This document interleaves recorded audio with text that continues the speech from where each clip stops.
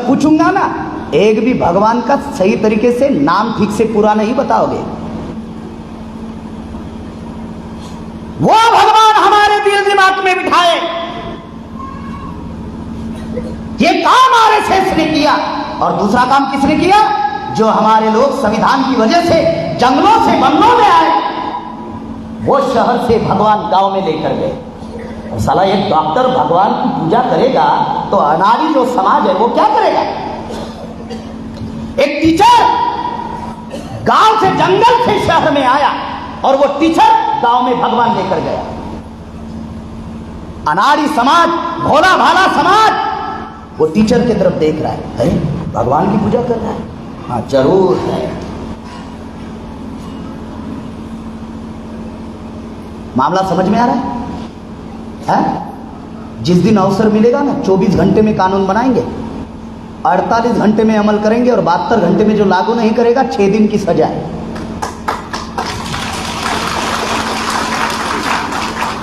किस आधार पर बोल रहा हूं? किस आधार पर बोल रहा हूं? संविधान में लिखा हुआ है आर्टिकल 13। आर्टिकल 13 में यह बात लिखी हुई है कि ऐसे किसी भी विषमतावादी विचार का प्रचार और प्रसार नहीं होगा।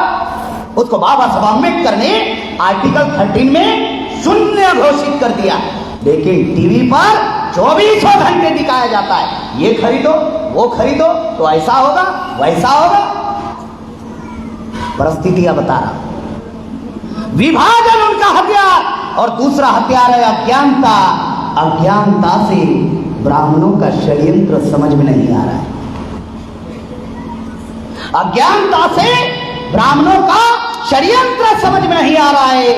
आदिवासियों में जाति नहीं है, आदिवासी में टोटम है, लेकिन उस टोटम को ब्राह्मणों ने जाति में कन्वर्ट कर दिया।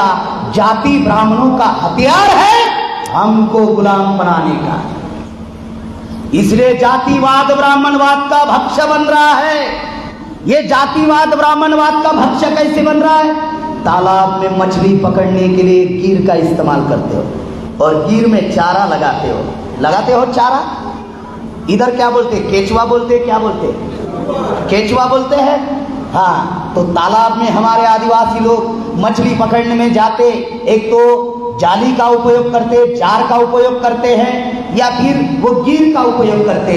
तो गिर से मछली पकड़ने वाले लोगों का उदाहरण दे रहा कि जाति व्यवस्था कैसे है, हमें कैसे गुलाम बना रही है, इसलिए वो गिर का उदाहरण दे रहा हूं। गिर को हम लोग चारा लगाते, केचुआ लगाते, और वो गिर पानी में डालते, फिर मछली वो चारे को देखकर आती है और वो चारे को खाती है, और फिर मछली पकड़ में आती है। क्या मछली को मालूम होता है कि वो चारे में कोई गिर लटकी हुई है? बता, आ गई पकड़ में मछली। उसी प्रकार से ये कांग्रेस और बीजेपी के लोग क्या करते हैं? हमारे समाज में जाति के नाम पर कैंडिडेट खड़े करते हैं। केचुआ, इनको मैं कहता हूं केचुआ, चारा। आप बोलते विधायक, सांसद। बाबा साहब ने कहा ये दलाल और भड़वे, मैं कहता हूं ये केचुआ। आपकी जाति की संख्या उस एरिया में जितनी होती है वो केचुआ को खड़ा कर देते। अब आपको क्या लगता है? हमारे जाति का है। आपको क्या लगता है? हमारे समाज का है। आप फिर क्या करते हैं? उसकी बटन दबाते हैं। आपको मालूम ही नहीं है कि आपने जिसकी बटन दबाई वो वोट उसको नहीं गया, पार्टी के अकाउंट में जमा हुआ। आपको मालूम ही नहीं। जैसे मछली पकड़ने के लिए चारा का इस्तेमाल कर रहे हैं, उसी प्रकार से आपको गुलाम बनाने के लिए हमारे प्रतिनिधियों का, हमारे नेताओं का जाति के नाम पर उसको टिकट देते हैं, और वो चारा आपके सामने दिखाकर, वो केचुआ आपके सामने दिखाकर आपका वोट लेते हैं। आप वोट अपने जाति का, अपने समाज का करके देते हो, लेकिन वो वोट ब्राह्मणों को मजबूत करता है। कैसे? इस 75 साल में 2 ही पार्टियों ने भारत के ऊपर राज किया। एक है कांग्रेस जिसने 55 साल राज किया, और दूसरा है बीजेपी जिसने 20 साल राज किया। 55 और 20 75 साल। देश आजादी को, तथाकथित आजादी को 75 साल हुए। बीजेपी ने 75 साल का अमृत महोत्सव मनाया। अमृत महोत्सव क्यों मनाया? क्यों मनाया? क्योंकि भारत की जनता 75 साल में सवाल खड़ा नहीं करनी चाहिए। इस देश में 75 साल के तथाकथित आजादी की समीक्षा नहीं होनी चाहिए कि 75 साल में आपने जनता का कितना विकास किया, आपने आदिवासियों का कितना विकास किया। क्या 75 साल में आदिवासियों को 5वीं 6वीं अनुसूची क्या अमल में लाई? क्या 75 साल में आदिवासियों को रोजगार दिया, शिक्षा दिया, नौकरियां दी? क्या आरक्षण उनका सुरक्षित रखा? क्या उनकी कला सभ्यता संस्कृति सुरक्षित रखी? क्या जल जंगल जमीन सुरक्षित रखा? ये समीक्षा 75 साल में होनी चाहिए थी। ये समीक्षा ना हो, इसलिए घर घर तिरंगा, हवा में उड़ा दिया आपकी समीक्षा। घर घर तिरंगा। पहले आपने क्या किया? घर घर मोदी। उनको मालूम था साला ये फार्मूला ज्यादा काम का है, तो घर घर तिरंगा। किसने घर घर तिरंगा पहुंचाया? जिसने तिरंगा जलाया और जिन्होंने आरएसएस के हेडक्वार्टर पर कभी तिरंगा नहीं लहराया, उन्होंने घर घर तिरंगा पहुंचाया, ताकि आप लोग सवाल खड़े ना करो। किसको? वो केचुआ को, वो चारा को। आप सवाल खड़ा ना करो कि 75 साल में आप लोगों ने क्या किया। अभी तक हमारी समस्या का समाधान नहीं हुआ। यह है जाति। ये जाति ब्राह्मणों का हथियार है और हमारा समाज इस जाति व्यवस्था से निकलना नहीं चाहता है। वामन मेश्राम साहब 45 साल से जगाने का काम कर रहे हैं और मैं 16 साल से इस मिशन में लगा हुआ है। मैं कोई ऊपर से आया हुआ नहीं हूं। आप सभी का मेरे माँ बाप है। मैं भी नेशनल पार्क का लड़का हूं, गांव देहात में पैदा हुआ हूं और मैं मेरे खानदान में अकेला लड़का हूं जो पीछे पड़ा हूं। ये ऑनलाइन चल रहा है, ये दुनिया देख रही, मेरी बात को सुन रही है। पीछे अकेला लड़का हूं, मेरे खानदान का, पूरे खानदान अकेला। माँ बाप अनपढ़, अशिक्षित, अनाड़ी, रोज मजदूरी करने वाले। क्या सोच होगी मेरे माँ बाप की कि बेटा पढ़ लिख कर नौकरी करेगा और बुढ़ापे में सहारा देगा। यही होगी ना, यही होगी ना सोच मेरे माँ बाप की, जिन्होंने मुझे पैदा किया। जो परिस्थितियां बता रहा, और मैं 2006 से पूर्णकालीन प्रचारक के तौर पर काम कर रहा हूं। आज 16 साल हो रहे। जो परिस्थितियां बता रहा, ये इसलिए मैं आप लोगों को बता रहा हूं कि वामन मेश्राम साहब 45 साल से समाज को बता रहे हैं कि जाति ये ब्राह्मणवाद का भक्ष्य है। और मैं आपको समझा रहा कि आदिवासियों में जाति नहीं है। अगर जाति का गर्व भाव आप रखोगे तो समाज जागृति नहीं होगी, जाति जागृति होगी, और जितनी जाति जागृति होगी उतना ब्राह्मण मजबूत होगा। इसीलिए जाति से हमें बाहर निकलना होगा। अगर समस्या का समाधान चाहते हो तो जाति से बाहर निकलना होगा। जाति के नाम पर अधिकार नहीं है, अधिकार समाज के नाम पर है। धर्म के नाम पर अधिकार नहीं है, अधिकार समाज के नाम पर है। बहुत खास बात बता रहा हूं। एक है कि जाति के नाम पर अधिकार नहीं, दूसरा है कि धर्म के नाम पर अधिकार नहीं। कोई वकील साहब है इधर बैठे हुए? एक आदि वकील हमारे बीच में नहीं? अच्छा, इधर कोई वकील साहब बैठे हुए हैं? है? वकील भी डर रहा होगा कि अगर मैं हाथ ऊपर करूं तो कौन सा सवाल मुझे पूछ ले, पता नहीं। जो लोग मुझे YouTube पर सुने हुए हैं वो मुझे अच्छे से जानते हैं। मैं वकील नहीं हूँ, लेकिन थोड़ा बहुत संविधान जान रहे हैं। वामन मेश्राम साहब के साथ काम कर रहे हैं तो थोड़ा बहुत संविधान जान रहे हैं। जाति के नाम पर, धर्म के नाम पर अधिकार नहीं है, अधिकार है समाज के नाम पर, शेड्यूल ट्राइब, इसके नाम पर अधिकार है। बहुत खास बात बता रहा।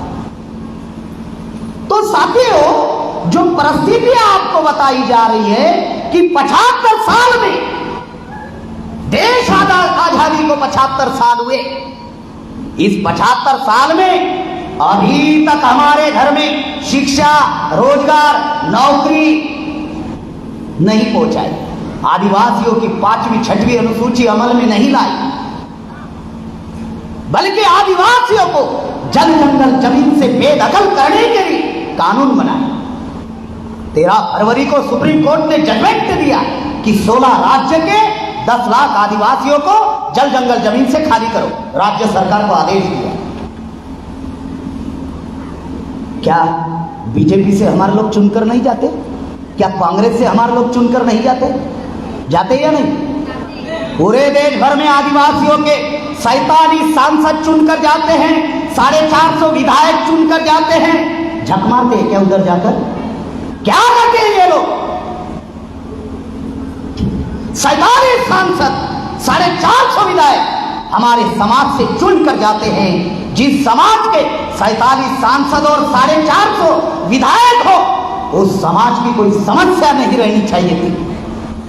लेकिन जिनको आप विधायक और सांसद कहते हो, जिनको आप प्रतिनिधि कहते हो, वो हमारे प्रतिनिधि नहीं हैं। वो पार्टी हाईकमांड के गुलाम हैं। वो केचुआ है, चारा है ना? हाँ, बस आपको दिखाते हैं और फिर आपका वोट लेते हैं। 75 साल में हमारी किसी भी समस्या का समाधान नहीं हुआ। एक साइड में आजादी का अमृत महोत्सव मनाया गया, दूसरे साइड में राजस्थान का इंद्र मेघवाल छोटा सा बच्चा पानी पीने के लिए मटके का पानी पिया, अपनी जान गंवा दी, हत्या कर दी उसकी।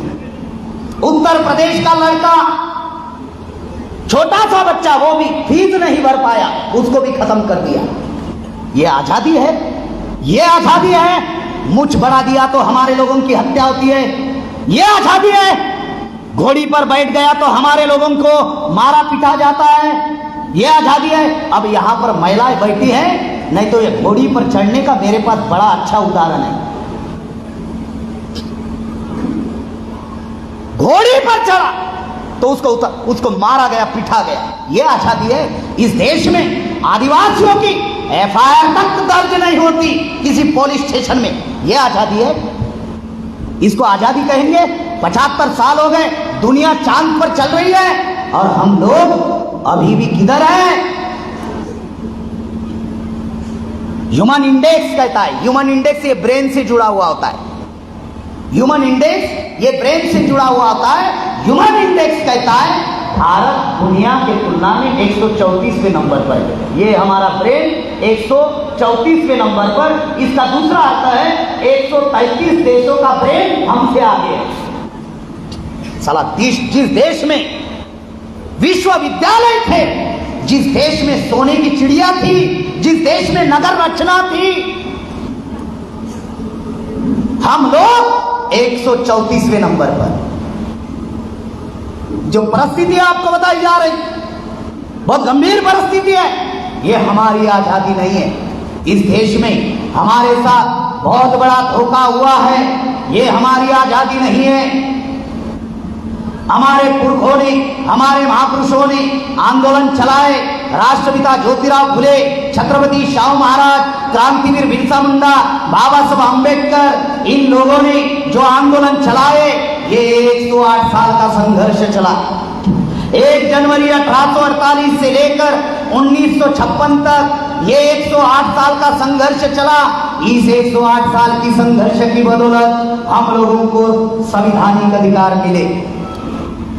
जाति हमारी पहचान नहीं थी। इस देश में बाबा साहब अम्बेडकर ने एक बहुत बड़ी सामाजिक क्रांति की, और वो सामाजिक क्रांति ये थी कि 6243 जातियों को बाबा साहब अम्बेडकर ने 4 कैटेगरियों में लाया। एक है शेड्यूल कास्ट, दूसरी है शेड्यूल ट्राइब, तीसरा है ओबीसी और चौथा है माइनॉरिटी। आप अंदाजा लगाइए, ब्राह्मणों ने 6243 जातियां बनाई, बाबा साहब ने वो 6,243 जातियों को 4 कैटेगरी में लाया। आप लोग अंदाजा लगाइए देश में कितनी बड़ी सामाजिक क्रांति है। हम लोग सिर्फ इन 4 कैटेगरियों को इकट्ठा कर एक समाज निर्माण करना चाहते हैं, एक शक्ति का निर्माण करना चाहते हैं, एक संगठित शक्ति का निर्माण करना चाहते हैं जो हमारे महापुरुषों ने चलाया। इस देश में 2 आजादी के आंदोलन चले। एक आंदोलन ब्राह्मणों ने अंग्रेजों के गुलामी से मुक्त होने का चलाया, दूसरा आंदोलन हमारे महापुरुषों ने ब्राह्मणों के गुलामी से मुक्त होने का आंदोलन चलाया। भारत में 2 आजादी के आंदोलन हुए। ब्राह्मणों ने जो अंग्रेजों के खिलाफ आंदोलन चलाया, ब्राह्मण आजाद हो गए। वो तारीख है 15 अगस्त 1947। ये ब्राह्मणों के आजादी का दिन है। हमें बताते साला देश आजादी का दिन है। बहुत खास बात बता रहा हूं। 2 आजादी के आंदोलन चले। एक ब्राह्मणों ने अंग्रेजों के गुलामी से मुक्त होने का आंदोलन चलाया, और हमारे ये जितने भी महापुरुष हैं ये ब्राह्मणों के गुलामी से मुक्त होने का आंदोलन चलाया, अभी तक सफल नहीं हुआ। अंग्रेजों के गुलामी से मुक्त होने का आंदोलन कौन चला रहे थे? नंबर 1 न्यायमूर्ति गोविंद रानडे ब्राह्मण, बाल गंगाधर तिलक ब्राह्मण, मोहनदास करमचंद गांधी बनिया ब्राह्मण, पंडित जवाहरलाल नेहरू कश्मीरी ब्राह्मण। अंग्रेजों के गुलामी से मुक्त होने का। और हमारे महापुरुष ब्राह्मणों के गुलामी से मुक्त होने का आंदोलन चला रहे थे। राष्ट्रपिता ज्योतिराव फुले, छत्रपति शाहू महाराज, क्रांतिवीर बिरसा मुंडा, बाबा साहब आंबेडकर। मैं 3-4 उदाहरण दूंगा कि ये 15 अगस्त आजादी का आंदोलन हमारे आजादी का आंदोलन नहीं था, तो आपको समझ में आएगा अभी हमें करना क्या है। पहले नंबर का उदाहरण, इस देश में कांग्रेस के नेतृत्व में आजादी का आंदोलन शुरू हुआ। गांधी जी के नेतृत्व में आजादी का आंदोलन शुरू हुआ। पहला उदाहरण, अगर कांग्रेस और गांधी जी सबके आजादी का अगर आंदोलन चला रही थी तो 1918 में जब विधिमंडल का गठन हुआ तो बाबा साहब SC/ST के लिए अलग मांग क्यों कर रहे थे? बैरिस्टर मोहम्मद अली जिन्ना मुसलमानों के लिए अलग मांग क्यों कर रहे थे? और भास्कर राव यादव शाहू महाराज के कहने पर OBC के लिए अलग अधिकार की मांग क्यों कर रहे थे? इसका मतलब बैरिस्टर मोहम्मद अली जिन्ना, भास्कर राव यादव और बाबा साहब आंबेडकर का गांधी जी के ऊपर विश्वास नहीं था। पहला मुद्दा। दूसरा मुद्दा, अगर गांधी जी का आंदोलन, अगर सबके आजादी का अगर आंदोलन था तो संविधान सभा का चुनाव हुआ, संविधान बनने का चुनाव, अधिकार मिलने का चुनाव। गांधी जी ने आदिवासी को टिकट क्यों नहीं दी? गांधी जी ने OBC को टिकट क्यों नहीं दी? OBC के 3 लोग गांधी जी के विरोध में चुन कर गए, महाराष्ट्र के 2 थे, पंजाब का 1 था। आदिवासी को टिकट ही नहीं दी संविधान सभा की। जयपाल सिंह मुंडा जी ये नॉमिनेट थे, चुनकर नहीं गए थे संविधान सभा के। बहुत खास बात बता, वो भी नॉमिनेट क्यों थे? 1925 में हॉकी टीम के कप्तान थे, विदेशी पढ़ाई पढ़कर थे, उस आधार पर उनको नॉमिनेट किया, नहीं तो उनका भी लिस्ट में नाम नहीं होता। अगर गांधी जी सबके आजादी का आंदोलन चला रहे थे तो संविधान सभा का जब चुनाव हुआ तो आदिवासी को टिकट क्यों नहीं दी? OBC को टिकट क्यों नहीं दी? बहुत खास बात आप लोगों को बता रहा हूं। तीसरा उदाहरण, तथाकथित आजाद भारत का चुनाव 1952 में हुआ। अगर गांधी जी सबके आजादी का आंदोलन चला रहे थे तो संविधान कहता है, लोकतंत्र कहता है, क्या कहता है? जिसकी जितनी संख्या भारी उसकी उतनी जिसकी जितनी संख्या भारी उसकी उतनी। ब्राह्मण अगर 3.5% है तो टिकट कितनी मिलनी चाहिए? 3.5। आजाद भारत का पहला चुनाव 1952 में हो रहा है। तथाकथित आजाद भारत का पहला चुनाव 1952 में हुआ। तब तक बगैर चुनाव का प्रधानमंत्री पंडित जवाहरलाल नेहरू कश्मीरी ब्राह्मण था। अगर सबके आजादी का आंदोलन था तो 3.5% ब्राह्मणों को नेहरू ने 60% टिकट दी और 47% ब्राह्मण संसद पर चुनवा कर लाए। ये आजादी है, ये आजादी है। जिनकी संख्या 3.5%, उनको टिकट 60% और चुनवा कर लाए 47%। चौथा उदाहरण, अगर गांधी जी सबके आजादी का आंदोलन चला रहे थे तो 15 अगस्त 1947 को अंग्रेज चले गए। कौन सा आजादी का बिल पारित हुआ मुझे दिखाएगा कोई मुझे दिखाएगा कि आजादी का फला फला बिल पारित हुआ? लेकिन मैं दिखा सकता हूं, आजादी का बिल नहीं था, ट्रांसफर ऑफ पावर बिल था, सत्ता का हस्तांतरण बिल था। अंग्रेजों ने आजादी नहीं दी हमको, सत्ता का हस्तांतरण किया।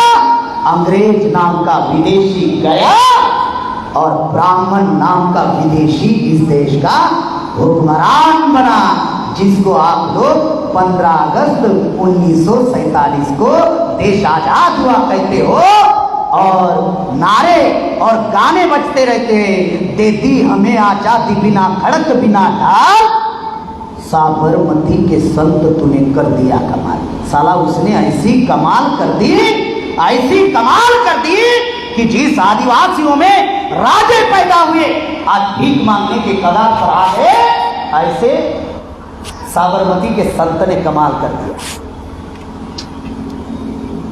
बहुत खास बात बता रहा हूं।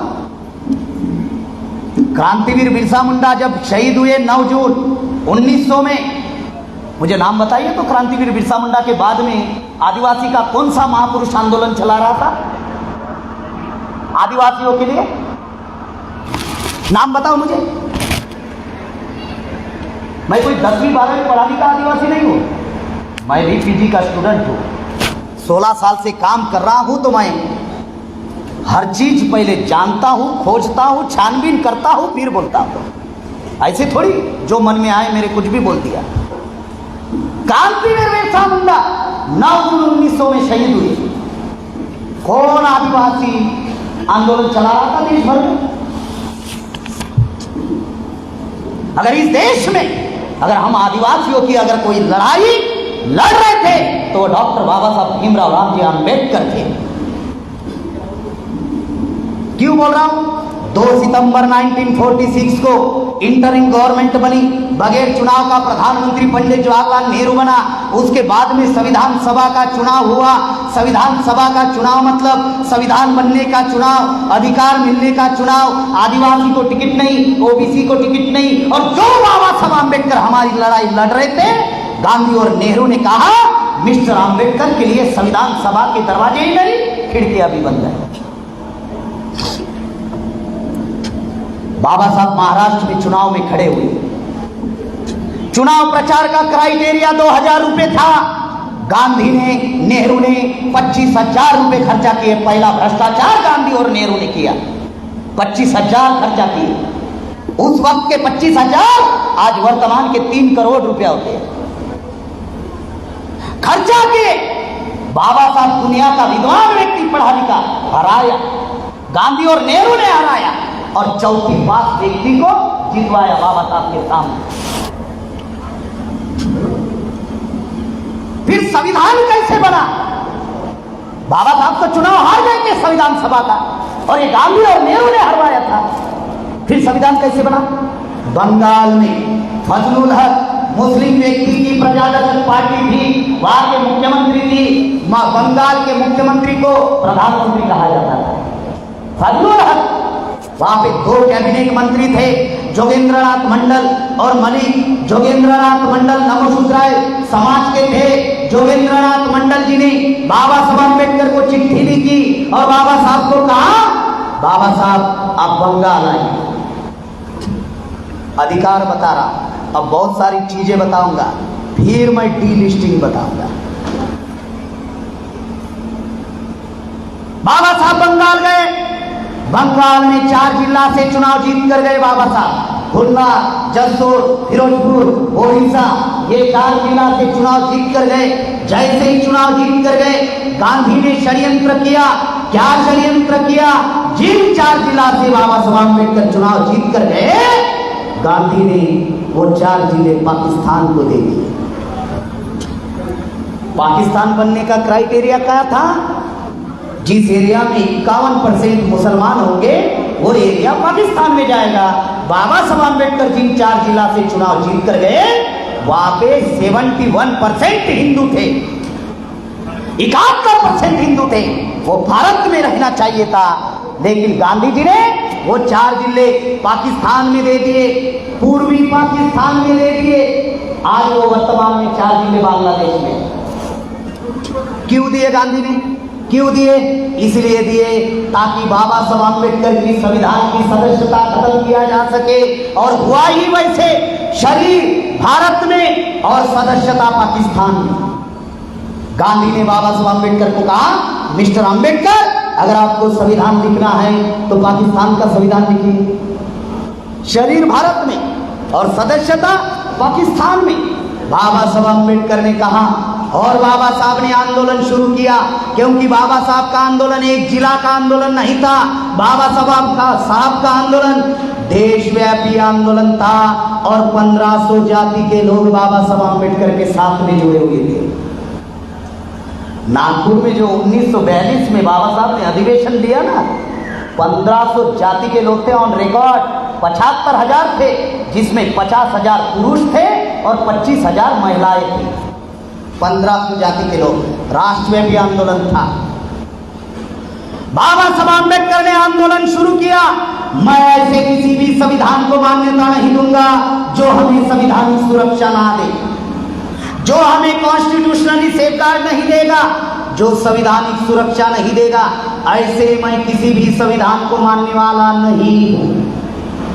बाबा साहब ने आंदोलन शुरू किया। तब जाकर बाबा साहब अम्बेडकर को ड्राफ्टिंग कमेटी का चेयरमैन बनाया। ड्राफ्टिंग का मतलब है लिखने वाली कमेटी का चेयरमैन बाबा साहब अम्बेडकर थे। यह आंदोलन शुरू करने की वजह से ड्राफ्टिंग कमेटी का चेयरमैन बाबा साहब अम्बेडकर को बनाना पड़ा। ड्राफ्टिंग कमेटी में 7 लोग थे। बहुत खास बात बता रहा हूं, थोड़ा आइए, मान्य थोड़ा आइए, ये पकड़िए थोड़ा। कितने लोग थे ड्राफ्टिंग कमेटी में? 7 लोग थे। 7 लोग थे ड्राफ्टिंग कमेटी में, संविधान लिखने वाले कमेटी में 7 लोग। 2 मर गए। कितने रहे? 2 विदेश चले गए। कितने रहे? एक दिल्ली से दूर रहता था, इसीलिए नहीं आता था। कितने रहे? और एक बीमार रहता था प्रतिदिन, इसीलिए नहीं आता था। कितने रहे? अकेले बाबा साहब अम्बेडकर 2 साल 11 महीने 18 दिन में संविधान का निर्माण किया।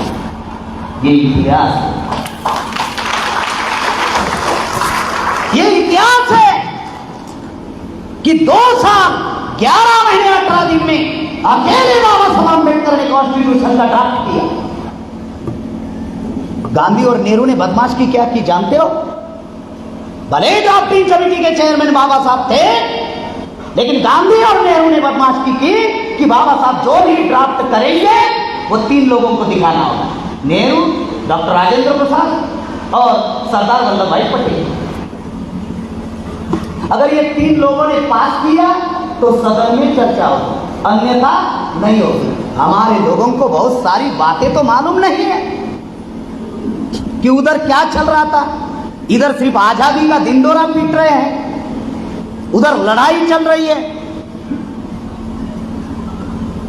साथियों, 2 साल 11 महीने 18 दिन में संविधान का निर्माण किया, और टोटल आर्टिकल्स बाबा साहब अम्बेडकर ने संविधान में 395 लिखी।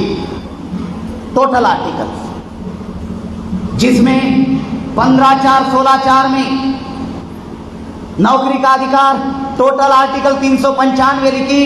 उनमें से 65 आर्टिकल SC, ST, OBC और माइनॉरिटी के हित में लिखी। 65 आर्टिकल, 65 आर्टिकल हर आदिवासियों के हित में है, शेड्यूल कास्ट के हित में है, OBC के हित में 65 आर्टिकल कॉन्स्टिट्यूशन की।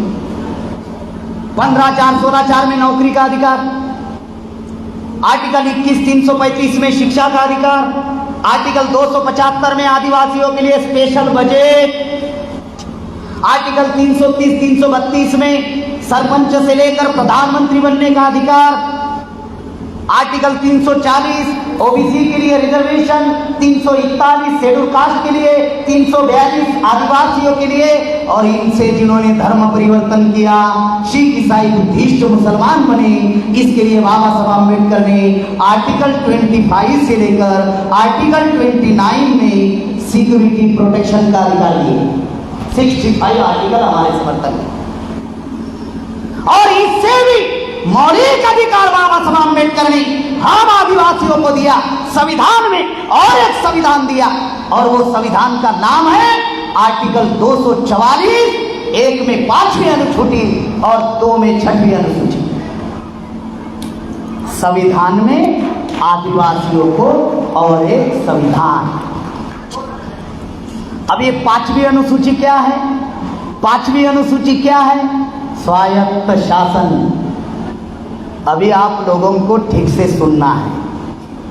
मैं जानता हूं आप कितना समझ रहे हैं, मैं जान रहा हूं आप लोग मेरी भाषा कितना समझ रहे हैं, लेकिन जो समझ रहे हैं उन्होंने लोकल लैंग्वेज में, लोकल बोली भाषा में अनाड़ी अशिक्षित लोगों को, हमारे गांव देहात के लोगों को समझाना है।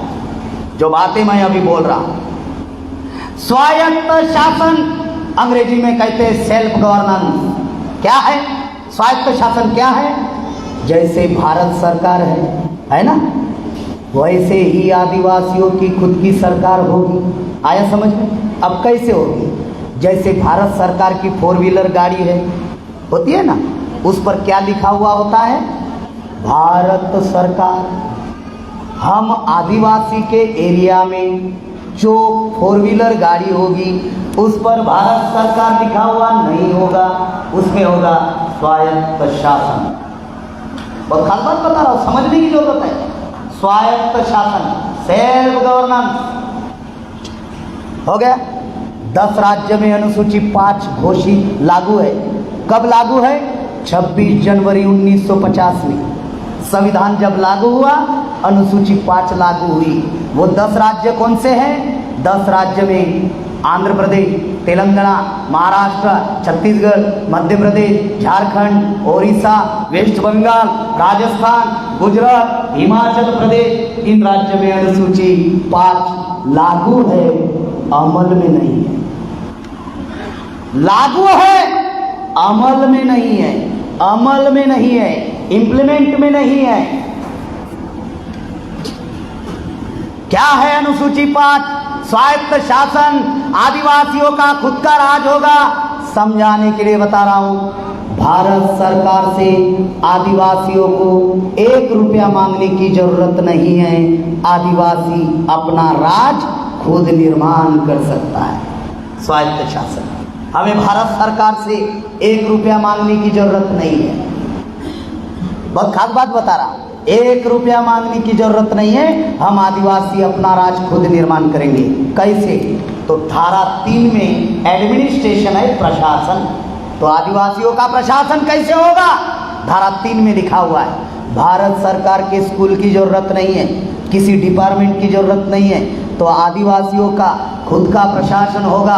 आदिवासियों के खुद के डिपार्टमेंट होंगे, चाहे वो हेल्थ विभाग हो, शिक्षा विभाग हो, कृषि विभाग हो, या एवरी डेमोक्रेटिक इंस्टीट्यूट जो हो, वो आदिवासी खुद बनाएगा। प्रशासन कैसे रहेगा? कलेक्टर 1 रहेगा, कलेक्टर 1 रहेगा, लेकिन सीओ 2 रहेंगे। सीओ, कलेक्टर भी आईएएस होता है, सीओ भी आईएएस होता है। कलेक्टर जो होता है वो जिलाधिकारी होता है। सीओ क्या होता है? चीफ एग्जीक्यूटिव ऑफिसर, जिला मुख्य कार्यकारी अधिकारी। हिंदी में क्या कहते हैं? कार्यपालन अधिकारी। सीओ 2 होंगे, प्रशासन में 2 सीओ होंगे। काय के लिए 2? एक शेड्यूल एरिया का सीओ होगा और एक जनरल का होगा, एससी, ओबीसी, माइनॉरिटी, ब्राह्मण, क्षत्रिय, वैश्य, शूद्र। एक सिर्फ सीओ आदिवासी का होगा। जिला परिषद में 2 टेबल होंगे, एक शेड्यूल फिफ्थ एरिया का होगा, एक जनरल का होगा। प्रशासन बता रहा हूं, स्कूल की हमें भारत सरकार की जरूरत नहीं है, हम अपने एरिया में खुद की स्कूल बना सकते हैं। डिपार्टमेंट का हम लोग खुद निर्माण कर सकते हैं, स्वायत्त शासन। प्रशासन बता रहा। फिर धारा 4(1) में लिखा हुआ है, धारा 4(1) में क्या लिखा हुआ है कि आदिवासियों के विकास एवं कल्याण के लिए भारत सरकार की जैसे एग्जीक्यूटिव कमेटी है, उसी प्रकार से जनजाति सलाहकार परिषद होगी। जनजाति सलाहकार परिषद ये आदिवासियों का स्वायत्त शासन चलाएगी। 2 लोग चलाएंगे, एक है जनजाति सलाहकार परिषद और दूसरी है ट्राइबल पंचायत, जो गांव-गांव में होगी। क्या छत्तीसगढ़ के किसी गांव में ट्राइबल पंचायत का गठन भारत सरकार ने किया? क्या छत्तीसगढ़ के राज्य सरकार ने किया? हमें ग्राम सभा पढ़ाया जाती है पेशा एक्ट को लेकर, panchayat extension to schedule area. Gram sabha ये सर्वोच्चम सभा है। ग्राम सभा ये सर्वांगीण विकास का कार्यक्रम है। ट्राइबल पंचायत ये आदिवासियों के विकास एवं कल्याण का कार्यक्रम है।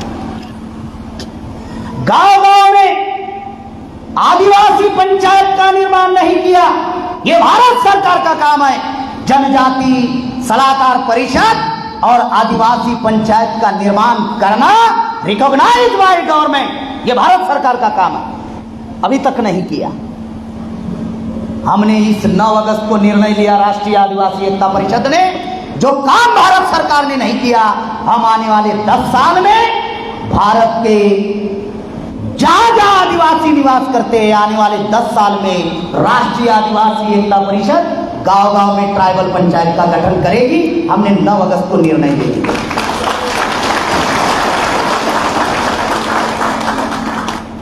धारा 4(2) में लिखा हुआ है, 4(2) में कि जो जनजाति सलाहकार परिषद होगी, 2 ट्राइबल एडवाइजरी कमेटी होगी, वो केवल मात्र आदिवासियों के विकास एवं कल्याण के लिए काम करेगी, दूसरा कोई काम नहीं करेगी।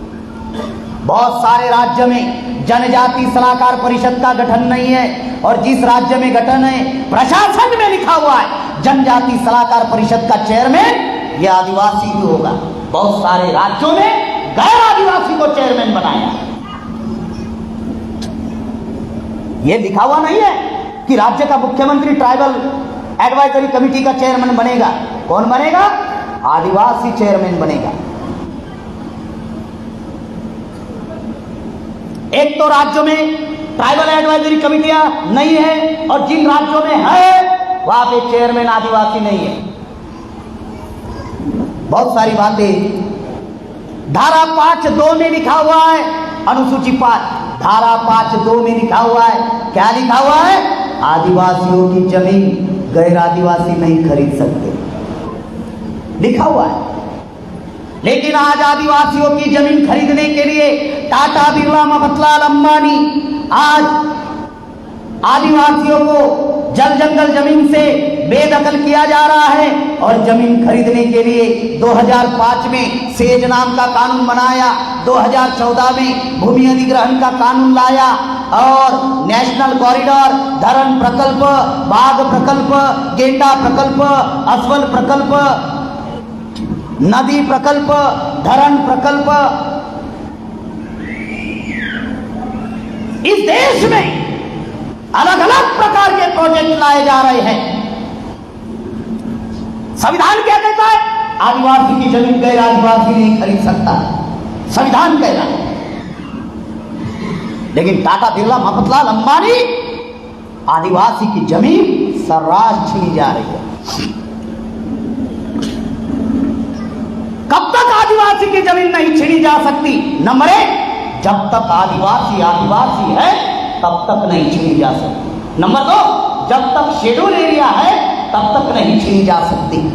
ब्राह्मणों ने प्लान बनाया, और आदिवासियों को गैर आदिवासी बनाने के लिए आरएसएस के द्वारा हिंदू का कार्यक्रम इस देश में चलाया जा रहा है, वनवासी कल्याण आश्रम के द्वारा। यहाँ पे बुद्धिजीवी लोग बैठे हुए, हिंदू आदिवासी कब से लिखना शुरू किया?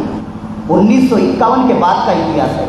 1951 के पहले जितने भी गलती हुई, मुझे आदिवासियों के लिए हिंदू शब्द लिखा गया बता दीजिए। छत्तीसगढ़, मध्य प्रदेश के बहुत सारे सुप्रीम कोर्ट, हाई कोर्ट के जजमेंट है, 16 जजमेंट है। आदिवासी हिंदू नहीं है, 16 जजमेंट है, आदिवासी हिंदू नहीं है।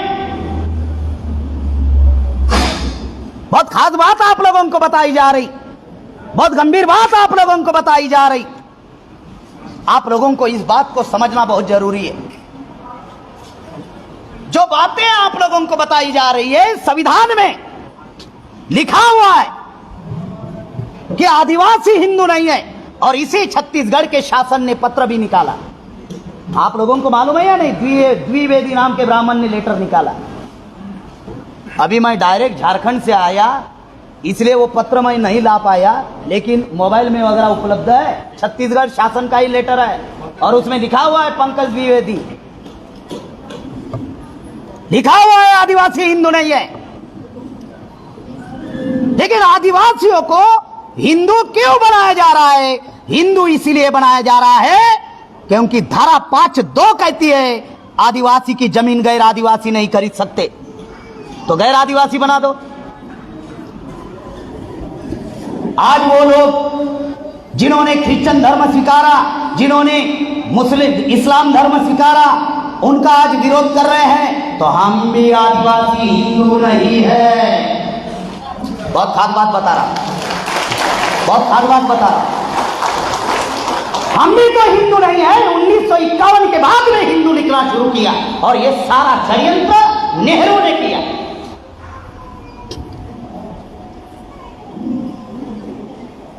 कांग्रेस ने वानर सेना बनाई। कौन सी सेना? कौन सी सेना? वानर समझ में आता है? किसको कहते हैं वानर? और बीजेपी ने बंदर दल बनाया। कोई अंतर है? कांग्रेस ने वानर सेना और बीजेपी ने बंदर दल, नहीं सॉरी, क्या, बजरंग दल। अभी समझ में आया होगा थोड़ा जल्दी। मैं भाषण नहीं दे रहा हूं, समझा रहा हूं कुछ चीजें। बजरंग दल, नाम अलग अलग है, मीनिंग एक ही है, वानर सेना, बजरंग दल। जो बातें आपको बताई जा रही, आरएसएस वाले हमारे समाज में आते और शबरी का उदाहरण देते। राम के और शबरी ने बेर खाए, चखाए, और वो झूठे बेर राम ने खाए। हमारे लोग तल्लीन हो जाते, रामायण बाबा। हो गया कल्याण? है कल्याण? हो गया कल्याण? हो गया?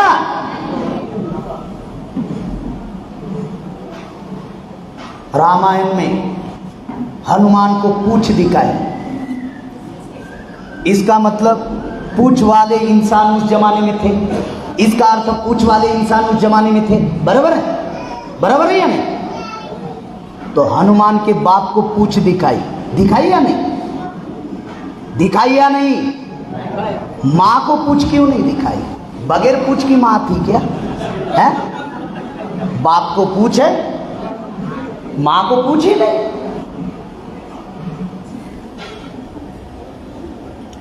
हमारे समाज को कितना भोला बनाकर रखा, समझ में आ रहा है ना? हाँ, मैं इतना बोल रहा हूं, कुछ समझ में नहीं आ रहा है।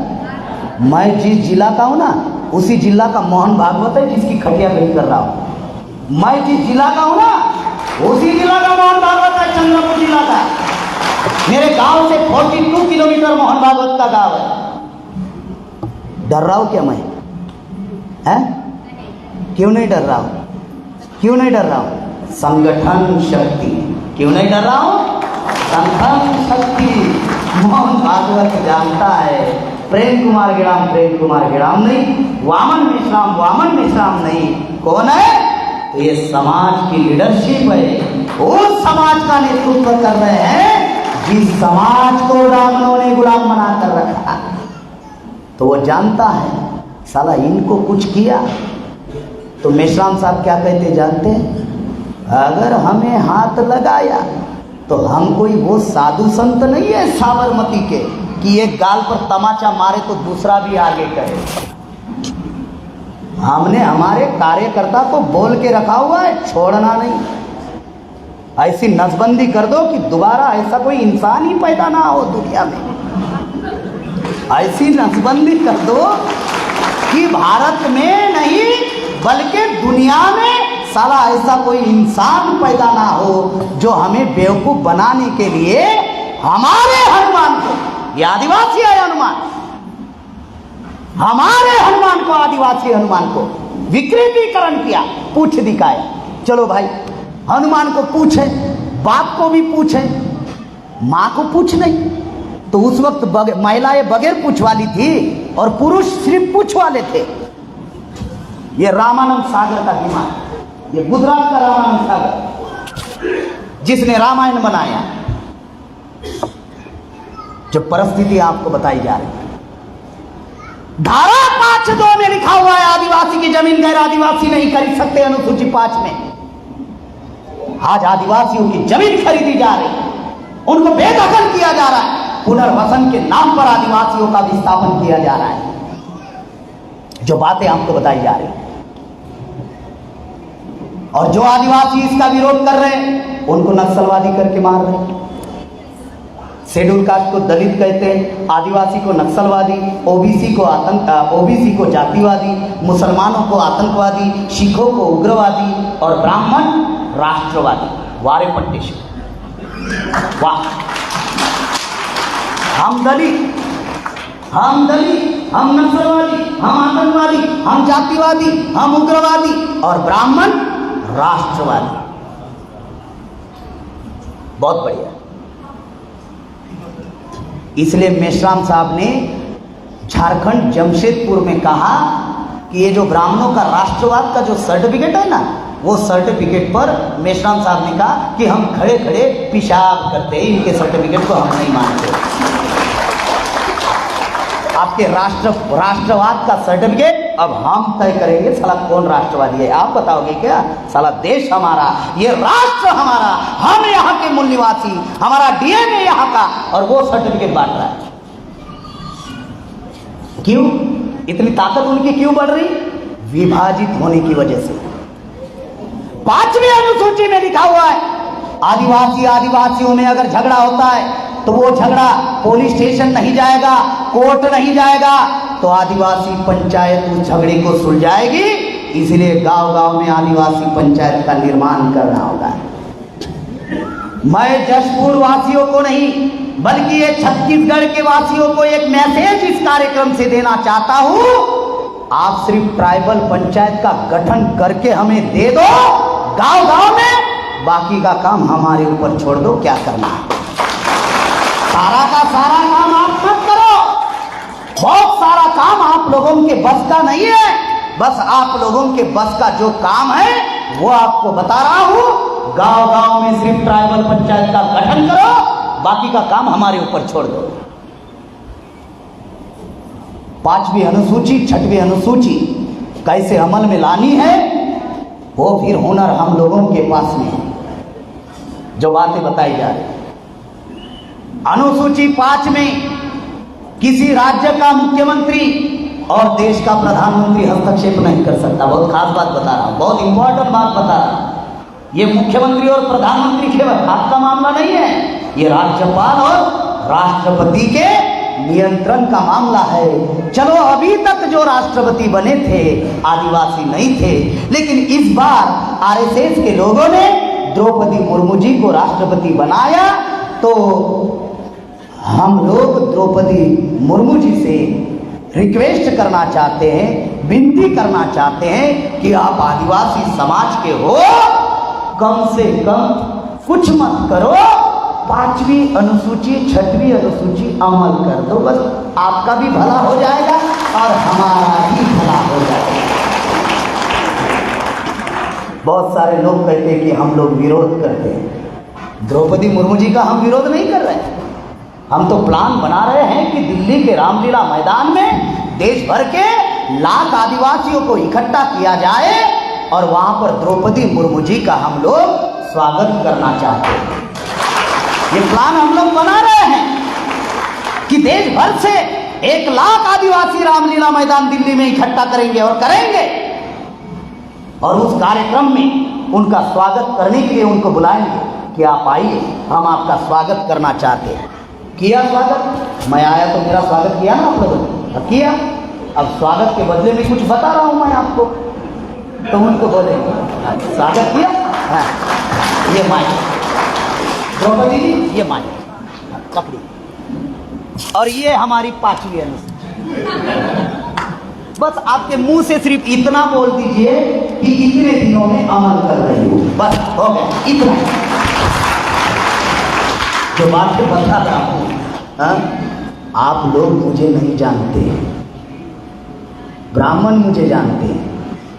बहुत खास बात बता रहा हूं, आप लोग मेश्राम साहब का नाम नहीं जाने होंगे, ब्राह्मण जानता है।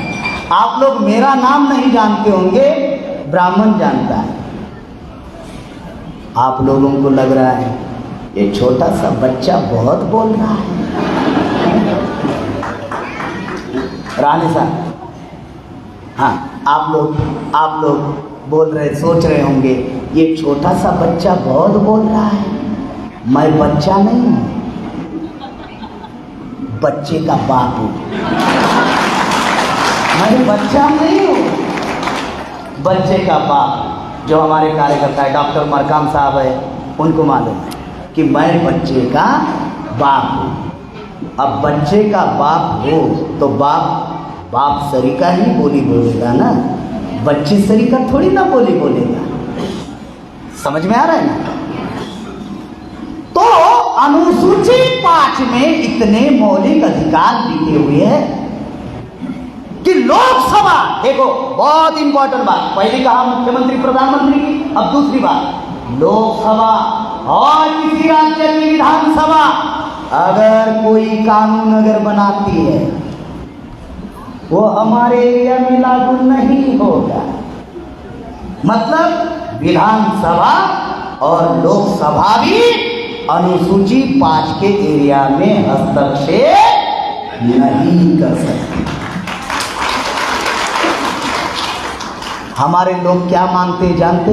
500 रुपया, घरकुल योजना है, स्कॉलरशिप योजना, फलानी योजना है, मांगते ही या नहीं?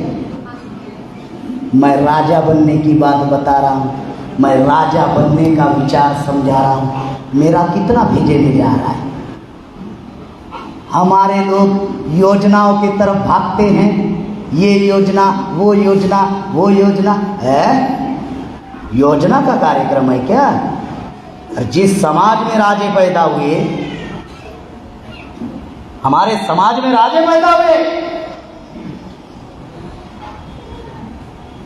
मध्य प्रदेश, छत्तीसगढ़, गोंडवाना लैंड थी, गोंडवाना प्रांत था, हवा में उड़ गया। राजा शंकर शाह, कुंवर रघुवर शाह, रानी दुर्गावती मरावी, उधर राजे विश्वेश्वराव, हमारे समाज में राजे पैदा हुए। राजा उधर महाराष्ट्र में बल्लार शाह, उसके नाम से ही नाम पड़ा बल्लार शाह। हमारे समाज में राजे निर्माण हुए। गोंड जहाँ पर राज करते थे गोंडवाना प्रांत था, भील जहाँ पर राज करते थे भीलवाड़ा प्रांत था, कोली लोग जहाँ पर राज करते थे कोलीवन नाम का प्रांत था। हम राजे रजवाड़ी की वंशज है। 5वीं अनुसूची में इतने मौलिक अधिकार है। हमें भारत सरकार से 1 रुपया मांगने की जरूरत नहीं, भारत सरकार से नौकरी मांगने की जरूरत नहीं, भारत सरकार से रोजगार मांगने की जरूरत नहीं। अगर 5वीं अनुसूची अगर अमल में आई, लागू 26 जनवरी 1950 से, शब्दों को देखिए, लागू 26 जनवरी 1950 से अमल में अगर आई तो हम लोगों को भारत सरकार से 1 रुपया मांगने की जरूरत नहीं। हमारा राज खुद निर्माण करेंगे, ये संविधान में लिखा हुआ है। अब बाबा साहब अम्बेडकर के सामने संकट खड़ा हुआ। कौन सा संकट खड़ा हुआ? कौन सा? बाबा साहब के सामने कौन सा संकट खड़ा हुआ कि अगर भारत सरकार से 1 रुपया अगर मांगने की जरूरत नहीं है, 1 रुपया, तो आदिवासी राज कैसे निर्माण करेगा? राज निर्माण करने के लिए पैसा चाहिए। बगैर पैसों से राज कैसे निर्माण होगा? राज निर्माण करने के लिए पैसा चाहिए। फिर संकट खड़ा हुआ, पैसा कहां से आएगा? तो बाबा साहब अम्बेडकर ने फिर दूसरी अनुसूची बनाई, आर्टिकल 244(2) में 6वीं अनुसूची, और बाबा साहब अम्बेडकर ने कहा पैसा कहां से आएगा? 6वीं अनुसूची से आएगा। कैसे आएगा? अब पैसा कैसे आएगा? मैं जो बताता हूं ना, आप लोग सोच रहे होंगे हाँ साला ऐसा राज प्रस्तावित होगा हमारा अगर अमल में आएगा। अब पैसा कैसे आएगा? देखिए पैसा कैसे आएगा। पहला ही रूल बनाया 6वीं अनुसूची में, जल जंगल जमीन का मालक आदिवासी होगा। पैसा कहां से आएगा? जल जंगल जमीन का मालक आदिवासी होगा। और आगे लिखा, जिस क्षेत्र में आदिवासी निवास करते हैं उस क्षेत्र में 89 प्रकार के धातु है। सोने हैं, चांदी है, हीरे है, जवाहर है, मोती है, ग्रेनाइट, मैग्नेट, प्रोटेनियम, यूरेनियम, बक्साइट। प्रोटेनियम जानते हो, हमारे रिटायर्ड मिलिट्री मैन जी है, आपको तो मालूम होगा प्रोटेनियम। यूरेनियम, यूरेनियम तो जानते होंगे, विमान जो है ना, विमान, ये हमारे यूरेनियम से उड़ रहा है विमान। हमारे लोग देख रहे थे विमान जा रहा है, साला यूरेनियम हम आदिवासी होगा और आदिवासी दूर से देख रहे विमान जा रहा है। आदिवासी जिस क्षेत्र में निवास करते हैं 89 प्रकार के धातु है। ये आपके छत्तीसगढ़ से लगा हुआ अकेला झारखंड जो है ना, 44 प्रकार के धातु है। 44, अकेला झारखंड पूरे देश को संभाल सकता है। झारखंड में 13 जिलों में अनुसूची 5 लागू है, अमल में नहीं है। डेली अरबों रुपए का, अरबों रुपए की खनिज संपत्ति, अरबों रुपए की लूटी जा रही, जिसका कोई रिकॉर्ड नहीं। डेली ये जशपुर भी अनुसूची 5 में, जशपुर भी है जहां पर ये कार्यक्रम चल रहा है, जो बातें आपको बताई जा रही है। अब जो 89 प्रकार के धातु आदिवासी जिस क्षेत्र में निवास करता है उस क्षेत्र में 89 प्रकार के धातु है। उस धातु की कीमत कितनी है जानते हो? 80,000 लाख करोड़। यहाँ पे कोई मैथ का स्टूडेंट या मैथ का प्रोफेसर होगा ना, तो उन्होंने 80,000 लाख करोड़ में कितने जीरो लगते हैं कार्यक्रम के बाद में मुझे लाकर बताना कि इतने जीरो लगते हैं। 80,000 लाख करोड़ का मालक आदिवासी। अगर ये 80,000 लाख करोड़ अगर आदिवासियों में बांट दिया जाए तो भारत का पूंजीपति, ये टाटा बिरला ममतालाल अंबानी नहीं, तो भारत का पहला पूंजीपति ये आदिवासी बनेगा। इतने का मालक आदिवासी, इतने का मालक आदिवासी। 80,000 लाख करोड़ लिखा हुआ है। ये धातु किसी राज्य का मुख्यमंत्री या भारत का प्रधानमंत्री नहीं निकाल सकता। अगर सरकार को धातु निकालना है तो 2 लोगों की परमिशन लेनी होगी। एक है ट्राइबल पंचायत और दूसरा है ट्राइबल एडवाइजरी कमेटी। 2 लोगों की परमिशन लेनी होगी। अगर ये 2 लोगों ने परमिशन दी तब जाकर सरकार धातु निकाल सकती है। लेकिन सरकार को रॉयल्टी देनी होगी। क्या देनी होगी? रॉयल्टी देनी होगी। और वो रॉयल्टी कहां पर जमा होगी? भारत के किसी बैंक में जमा नहीं होगी, तो आदिवासी एरिया में हर जिला में आदिवासियों की सेपरेट बैंक होगी और उस बैंक का नाम है डिस्ट्रिक्ट ऑटोनॉमस काउंसिल। क्या नाम होगा? District autonomous council. और वो रॉयल्टी डिस्ट्रिक्ट ऑटोनॉमस काउंसिल में जमा होगी।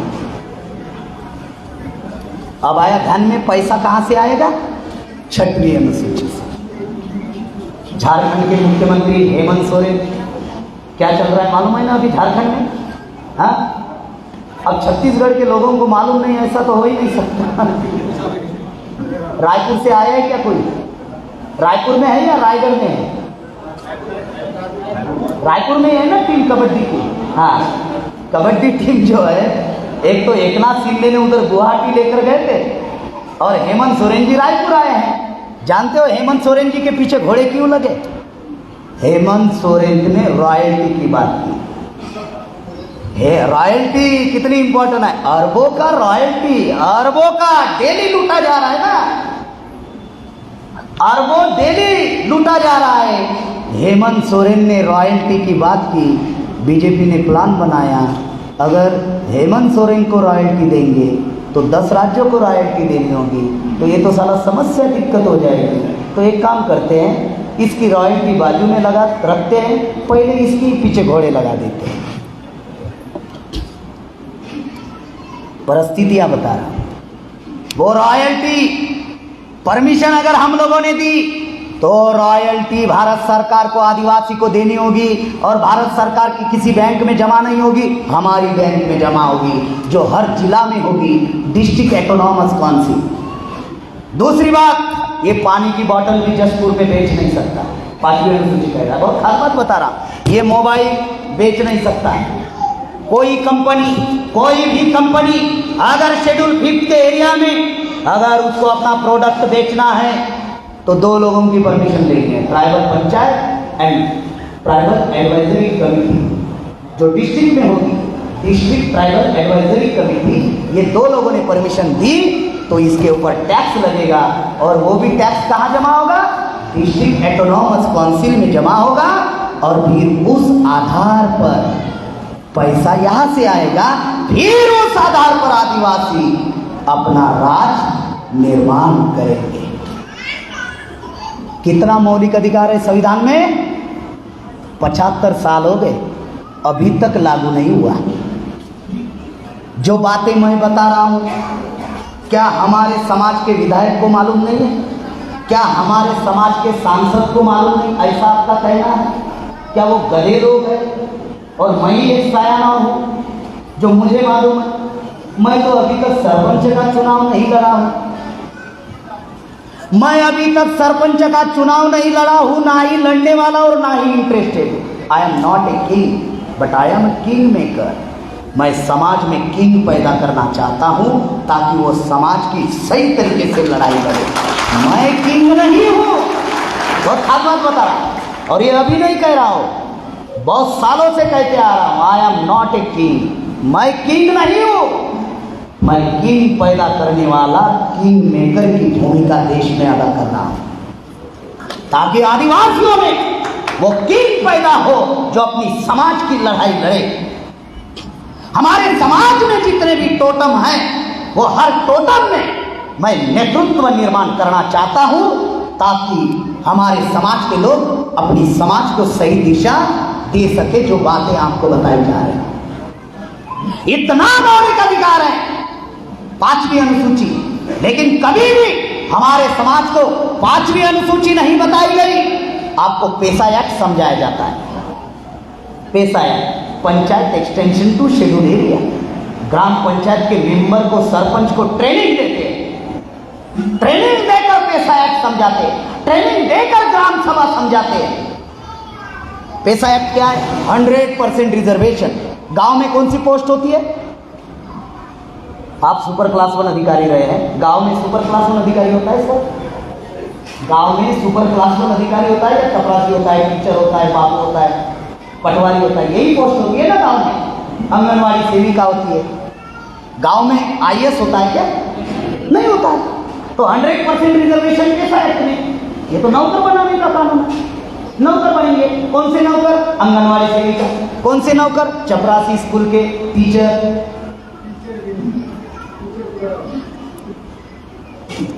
परिस्थितियां बता रहे।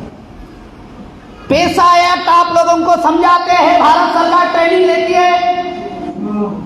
पेशा एक्ट 1996 में आया ना, panchayat extension to schedule area.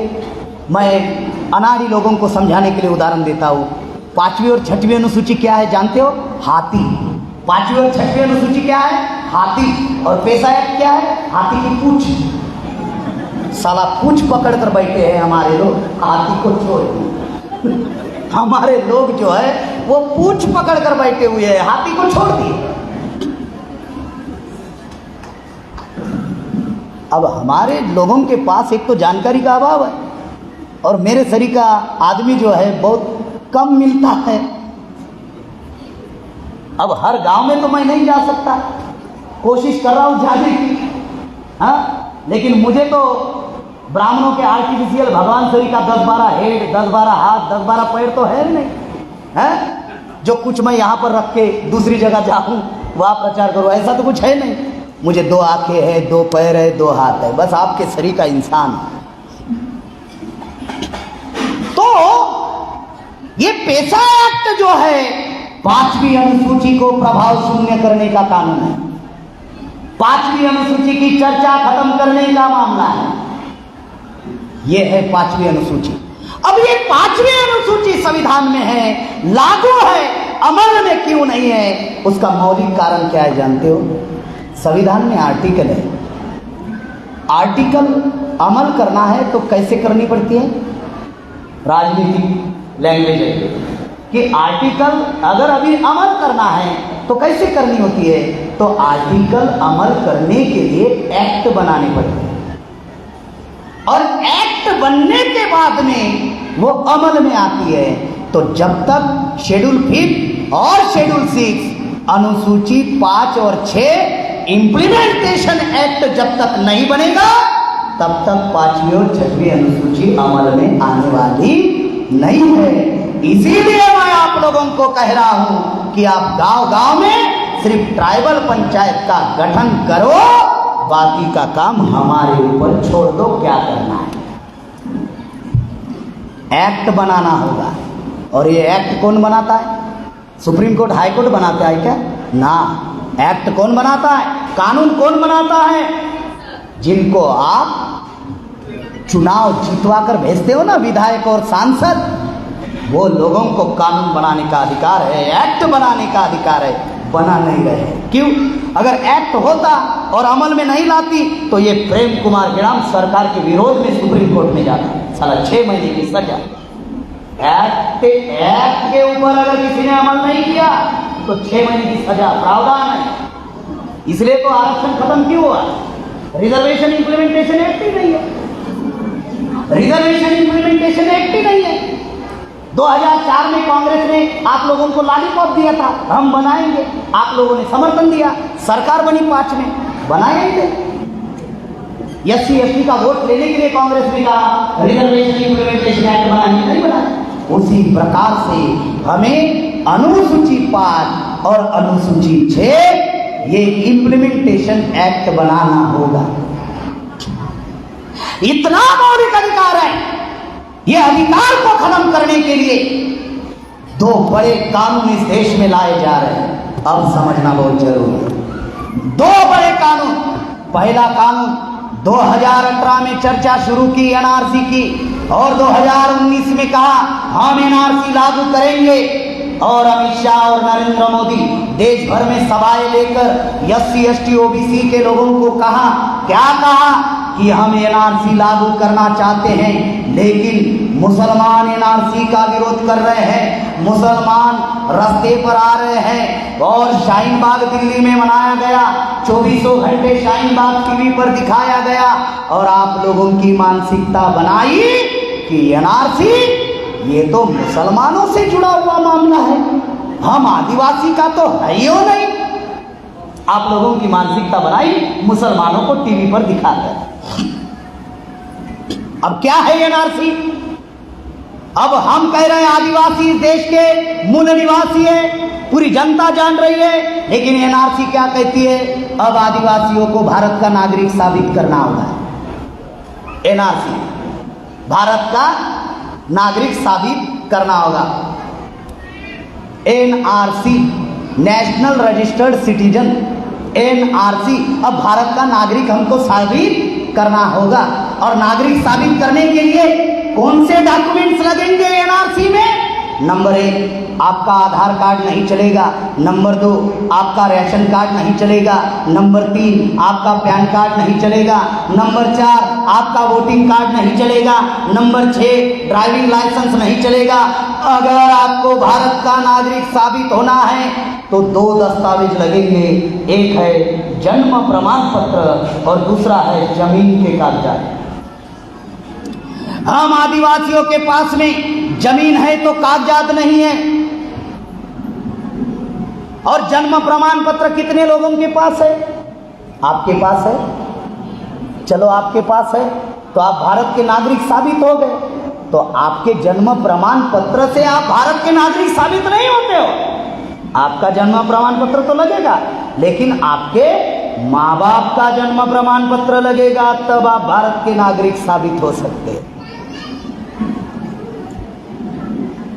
अब मेरे पिताजी का जन्म 1953 का है, उनका जन्म प्रमाण पत्र ही नहीं है, तो कल मुझे बोल सकते हैं कि आप भारत के नागरिक। लेकिन मोहन भागवत की औकात नहीं है कि वो मुझे ये कहे कि मैं भारत का नागरिक। वो औकात भी जानते हैं ना, औकात के अनुसार बात करते हैं ना ब्राह्मण भी। साथियों, जो बातें आप लोगों को बताई जा रही इतनी गंभीर बातें हैं कि आप लोगों की मानसिकता बनाई कि एनआरसी का मामला ये मुसलमानों का मामला है। आसाम में एनआरसी लागू हुई।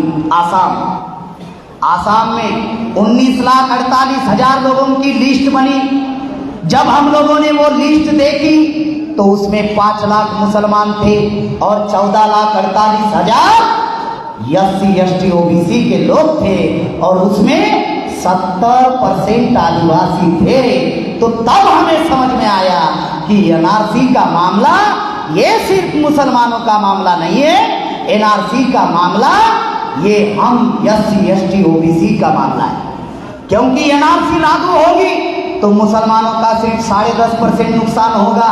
अगर एनआरसी लागू हुई तो हम SC ST OBC का 74.5% नुकसान होगा। मतलब हम आदिवासियों का सबसे ज्यादा नुकसान होगा। एनआरसी में 4 बातें होगी, 4 बातें एनआरसी में। पहली बात, अगर एनआरसी लागू हुई तो एनपीआर होगा।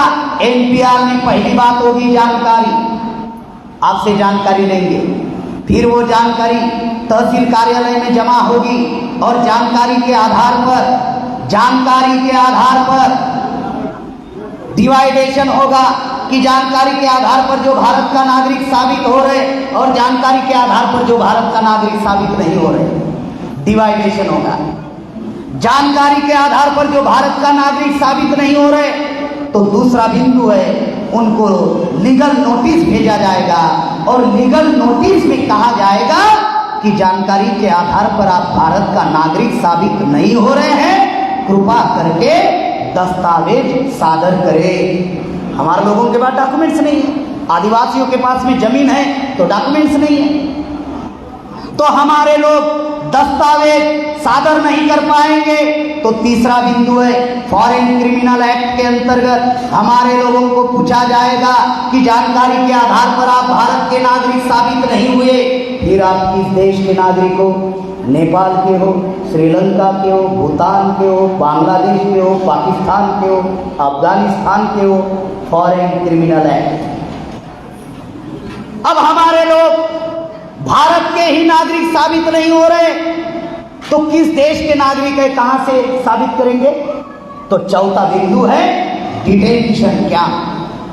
हमारे लोगों को डिटेंशन कैंप में डाला जाएगा और डिटेंशन कैंप में जैसे ही हमारे लोग जाएंगे तो सबसे पहले संवैधानिक हक अधिकार से वंचित हो जाएंगे, वोट के अधिकार से वंचित हो जाएंगे।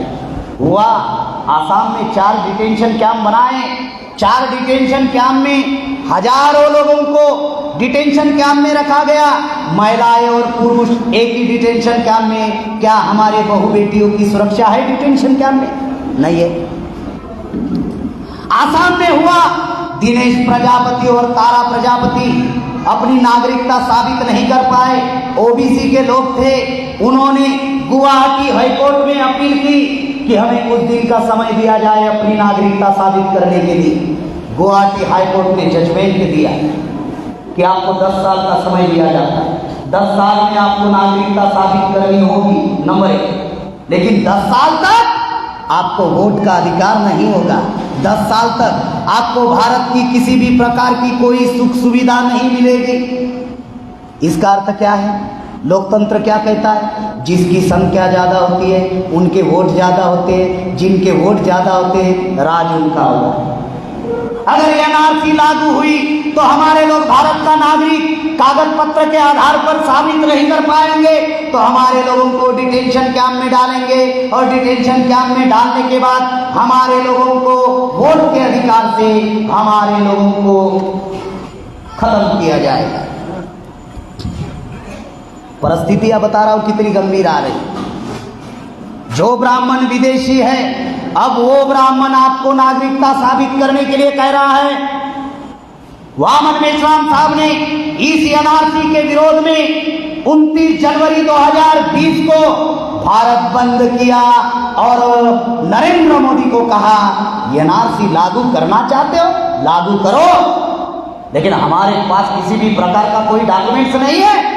अगर आप एनआरसी लागू करना चाहते हो तो मेश्राम साहब ने कहा डीएनए बेस एनआरसी लागू करो। जिसका डीएनए भारत का होगा वो भारत में रहेगा और जिसका डीएनए भारत का नहीं होगा वो विदेश जाएगा। और जिसको एड्रेस नहीं मिलेगा हम बता देंगे वो एड्रेस किधर है। साला यूरेशिया से, कालाहांडी महासागर से ये लोग आए हुए, ये यूरेशिया के लोग हैं, भारत के नहीं है। वो आमिर खान का पिक्चर है ना, ये ऊ गोला के लोग, ई गोला के लोग ना, ऊ गोला के लोग है यूरेशिया। ये हमरा गोला के लोग नहीं है। मामला समझ में आ रहा? ये एनआरसी से हमारे वोट के अधिकार से और संवैधानिक अधिकार से हम लोगों को वंचित करना चाहते हैं और हमको बेवकूफ क्या बनाया? मुसलमानों का मामला है।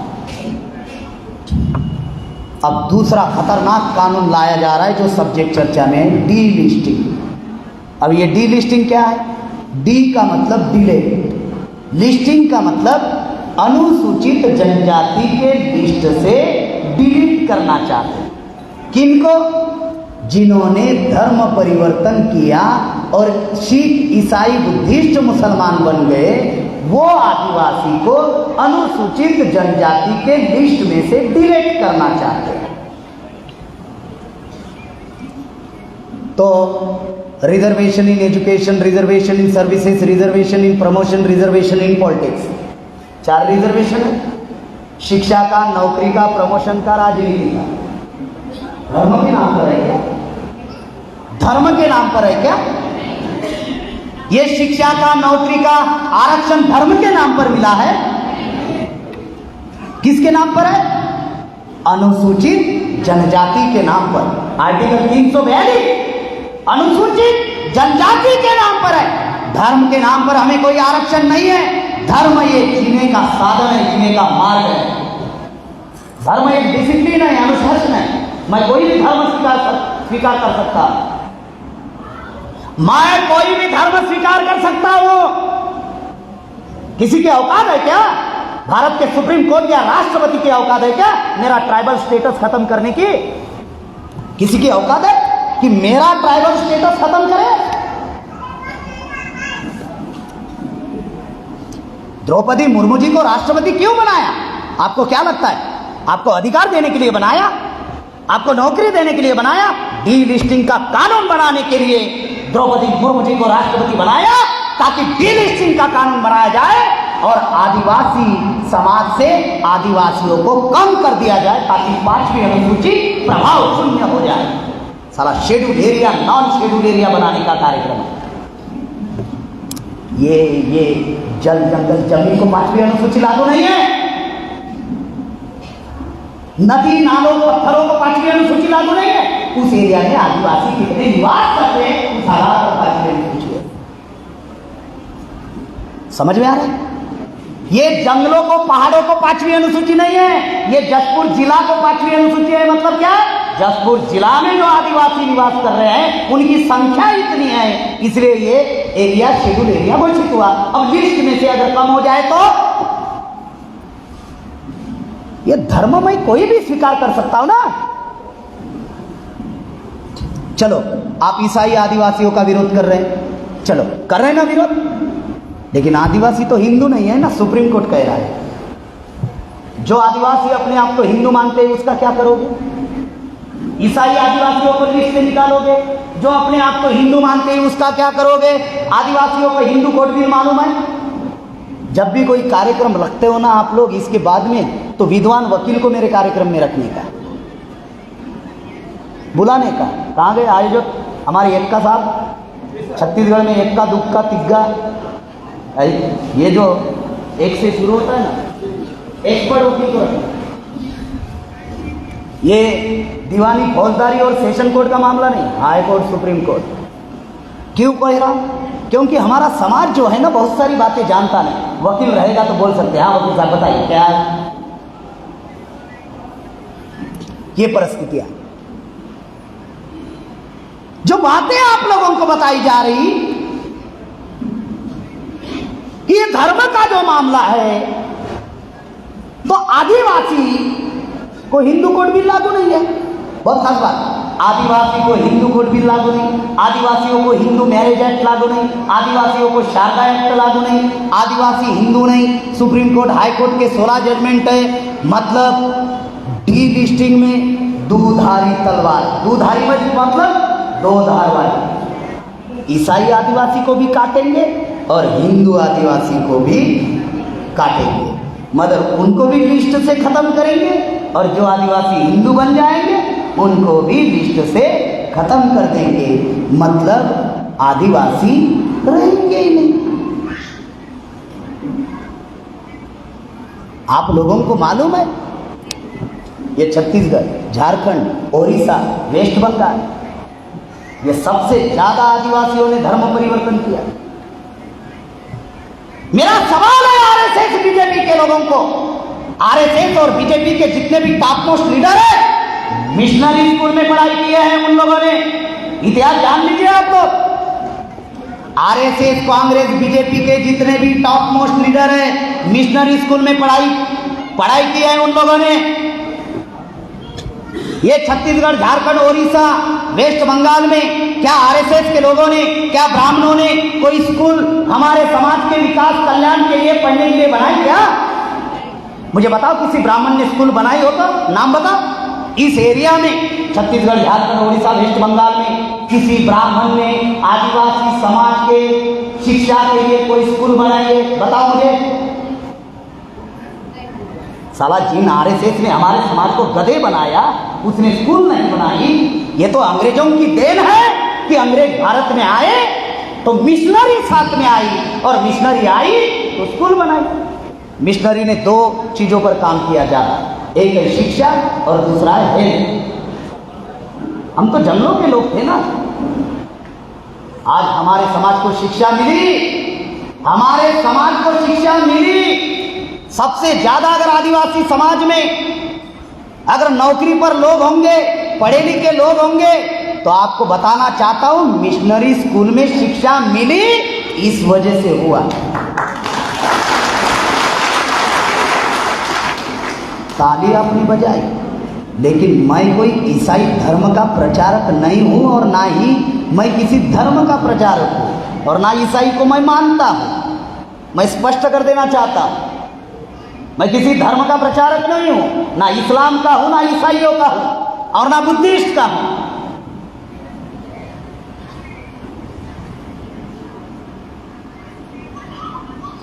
बहुत खास बात बता रहा हूं, मैं किसी धर्म का प्रचारक नहीं हूं, लेकिन जो अच्छी बात है वो तो बतानी पड़ेगी ना, और जो गलत है वो गलत है। क्या आरएसएस ने, अभी आरएसएस ने एक समिति बनाई, कौन सी? ये आरएसएस ने बनाई, नाम क्या है? जनजाति सुरक्षा मंच। ये बनाई 2021 में, और आप लोगों को बता रहे 6 में बनाई। वो आप लोगों को बता सकते हैं, हमें थोड़ी ना बताएंगे हैं? जनजाति सुरक्षा मंच, ये सुरक्षा करने के लिए मंच बनाया। कि साला लिस्ट में से गायब करने के लिए मंच बनाया। नाम दिया जनजाति सुरक्षा मंच। जनजाति सुरक्षा मंच। अरे जनजाति को लिस्ट में से निकाल रहे हैं, सुरक्षा कहां हो रही है? नाम दिया सुरक्षा मंच। और कौन चला रहे हैं? जो आदिवासियों को हिंदू बना रहे हैं। हम हिंदू है क्या? चलो हम ईसाई नहीं है तो हम हिंदू भी नहीं है ना।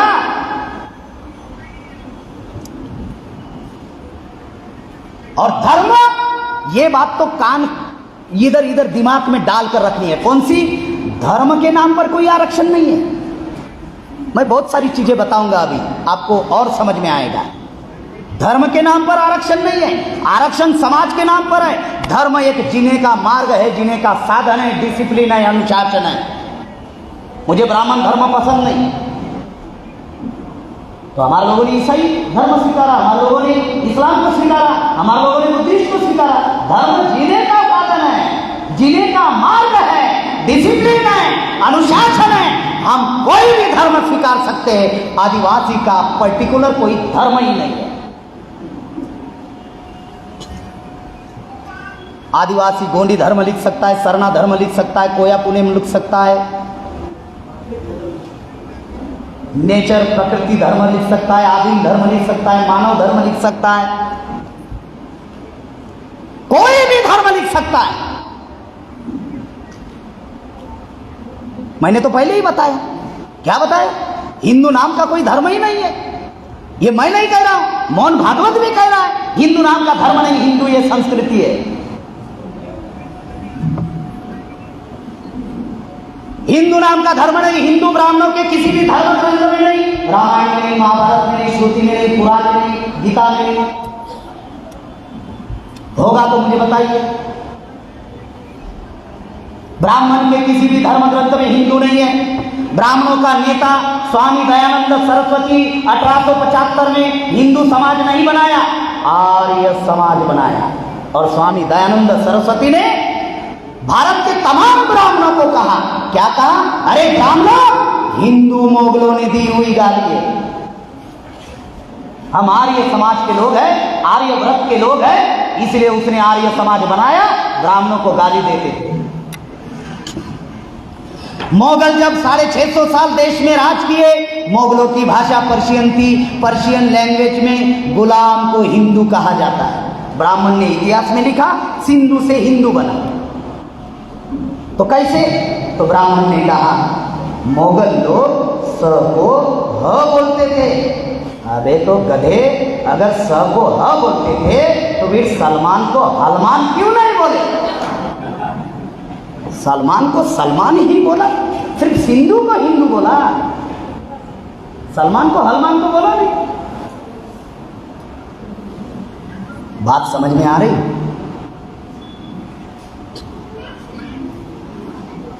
मैं जब ये सारी बातें बताता हूं तो बहुत सारे लोग जो सोचते हैं ये सही में आदिवासी है क्या?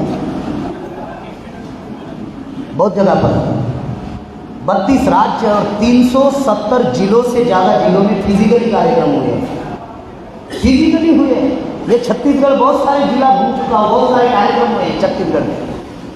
तो बहुत सारे लोग बोलते हैं ये सही में आदिवासी है क्या? क्यों नहीं, हमारे समाज में इतना कहाँ बोलने वाला होता है। अरे भाई, मैं आदिवासी हूँ, मैं जिस टोटम से बिलोंग करता हूँ, गेड़ाम 6 देवे। कोई है गोंड इधर? है क्या? है? हाँ, गेड़ाम 6 देवे। मेरी माँ जो है सिडाम है 4 देवे की। बस अभी सर्टिफिकेट लेकर घूमना बाकी है। तो कुछ लोग सोचते हैं ये सही में आदिवासी है। अरे आदिवासी है भाई, आदिवासी हूँ लेकिन अनपढ़ नहीं हूँ, बामसेट का कैडर हूँ। ये फर्क है। मेरा एजुकेशन बामसेट यूनिवर्सिटी में हुआ है, आपका एजुकेशन एकेडमिक हुआ है, मेरा सोशल एजुकेशन हुआ है। 3 दिन का ट्रेनिंग लेता हूँ, 2 दिन का ट्रेनिंग लेता हूँ, 1 दिन का ट्रेनिंग लेता हूँ।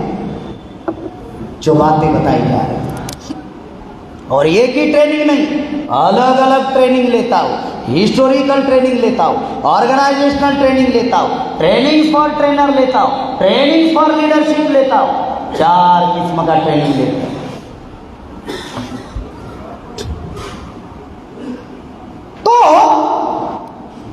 आदिवासी हिंदू नहीं है और आदिवासी का कोई धर्म नहीं है। और धर्म के आधार पर अब बहुत इंपॉर्टेंट बिंदु बता रहा, इसको समझना है। देखिए, मेरा ट्राइबल स्टेटस कोई खत्म नहीं कर सकता। क्यों? आर्टिकल 15, आर्टिकल 15 क्या कहती है जानते हो? आर्टिकल 15 क्या कहती है? घर में जाकर संविधान में पढ़ लेना। आर्टिकल 15 कहती है कि भारत के किसी भी नागरिक के साथ में जन्म प्लेस, धर्म, वंश, जात, भाषा, प्रांत को लेकर किसी भी प्रकार का कोई भेदभाव नहीं किया जाएगा। तो ये मोहन भागवत की औकात है क्या, जो डीलिस्टिंग का कानून बनाना चाहता है और भोले भाले आदिवासियों को साथियों भड़काकर रोड पर उतार रहा है। जानते हो इससे परिणाम क्या होगा? देना ना, जो अपने आप को हिंदू आदिवासी मानते हैं देना उसको भी नहीं है, और जो धर्म परिवर्तित आदिवासी है देना उसको भी नहीं है। क्योंकि नौकरियां तो समाप्त हो चुकी है, आरक्षण तो समाप्त हो चुके, रोजगार तो समाप्त हो चुके। देना धर्म परिवर्तित आदिवासी को भी नहीं है, देना आपको भी नहीं है, बल्कि आदिवासी ये जो नाम है, ये जो अनुसूची है आर्टिकल 342, ये खत्म करना चाहते हैं। धर्म के आधार पर मेरे साथ में भेदभाव नहीं कर सकते। आज 7.5% आदिवासी भारत में रह रहे हैं और शासन प्रशासन में कितने हैं? 4.3%। कितने हैं? 4.3%। 7.5% है और शासन प्रशासन में 4.3%। मतलब ईसाई आदिवासियों को नौकरियां मिली, फिर भी हमारा आंकड़ा है 4.3%। अभी तक हमारा पूरा कोटा भरा नहीं है। इसका मतलब क्या है? धर्म के आधार पर हम लोगों के साथ में भेदभाव नहीं किया जा सकता। धर्म ये जीने का मार्ग है, डिसिप्लिन है, अनुशासन है। धर्म के साथ में मेरे साथ भेदभाव नहीं कर सकता। ये आर्टिकल 15 कहती है। अगर अनुसूचित जनजाति से धर्म परिवर्तित आदिवासियों को निकाल दिया तो क्या होगा जानते हो? आज जैसे मुसलमानों के प्रति घृणा है ना हमारे लोगों में, मुसलमानों के प्रति घृणा है या नहीं हमारे लोगों में, वैसे आदिवासी धर्म परिवर्तित आदिवासियों के प्रति घृणा निर्माण करेंगे। आदिवासी आदिवासियों में झगड़ा शुरू होगा, एक दूसरे के घर जलाना शुरू करेंगे हमारे लोग, और यही काम ब्राह्मण करवाना चाहता है। आज यहां पर 4-5 हजार लोग यहां पर इकट्ठा हुए ही जशपुर में। मैं एक खास बात आप लोगों को बताना चाहता हूं। अगर आरएसएस का बंदोबस्त करना है, अगर बीजेपी का बंदोबस्त करना है, तो आने वाले 15 नवंबर को हम लोग जशपुर में ही वामन मेश्राम साहब के नेतृत्व में एक विशाल महारैली 15 नवंबर को जशपुर में होगी। विशाल महारैली।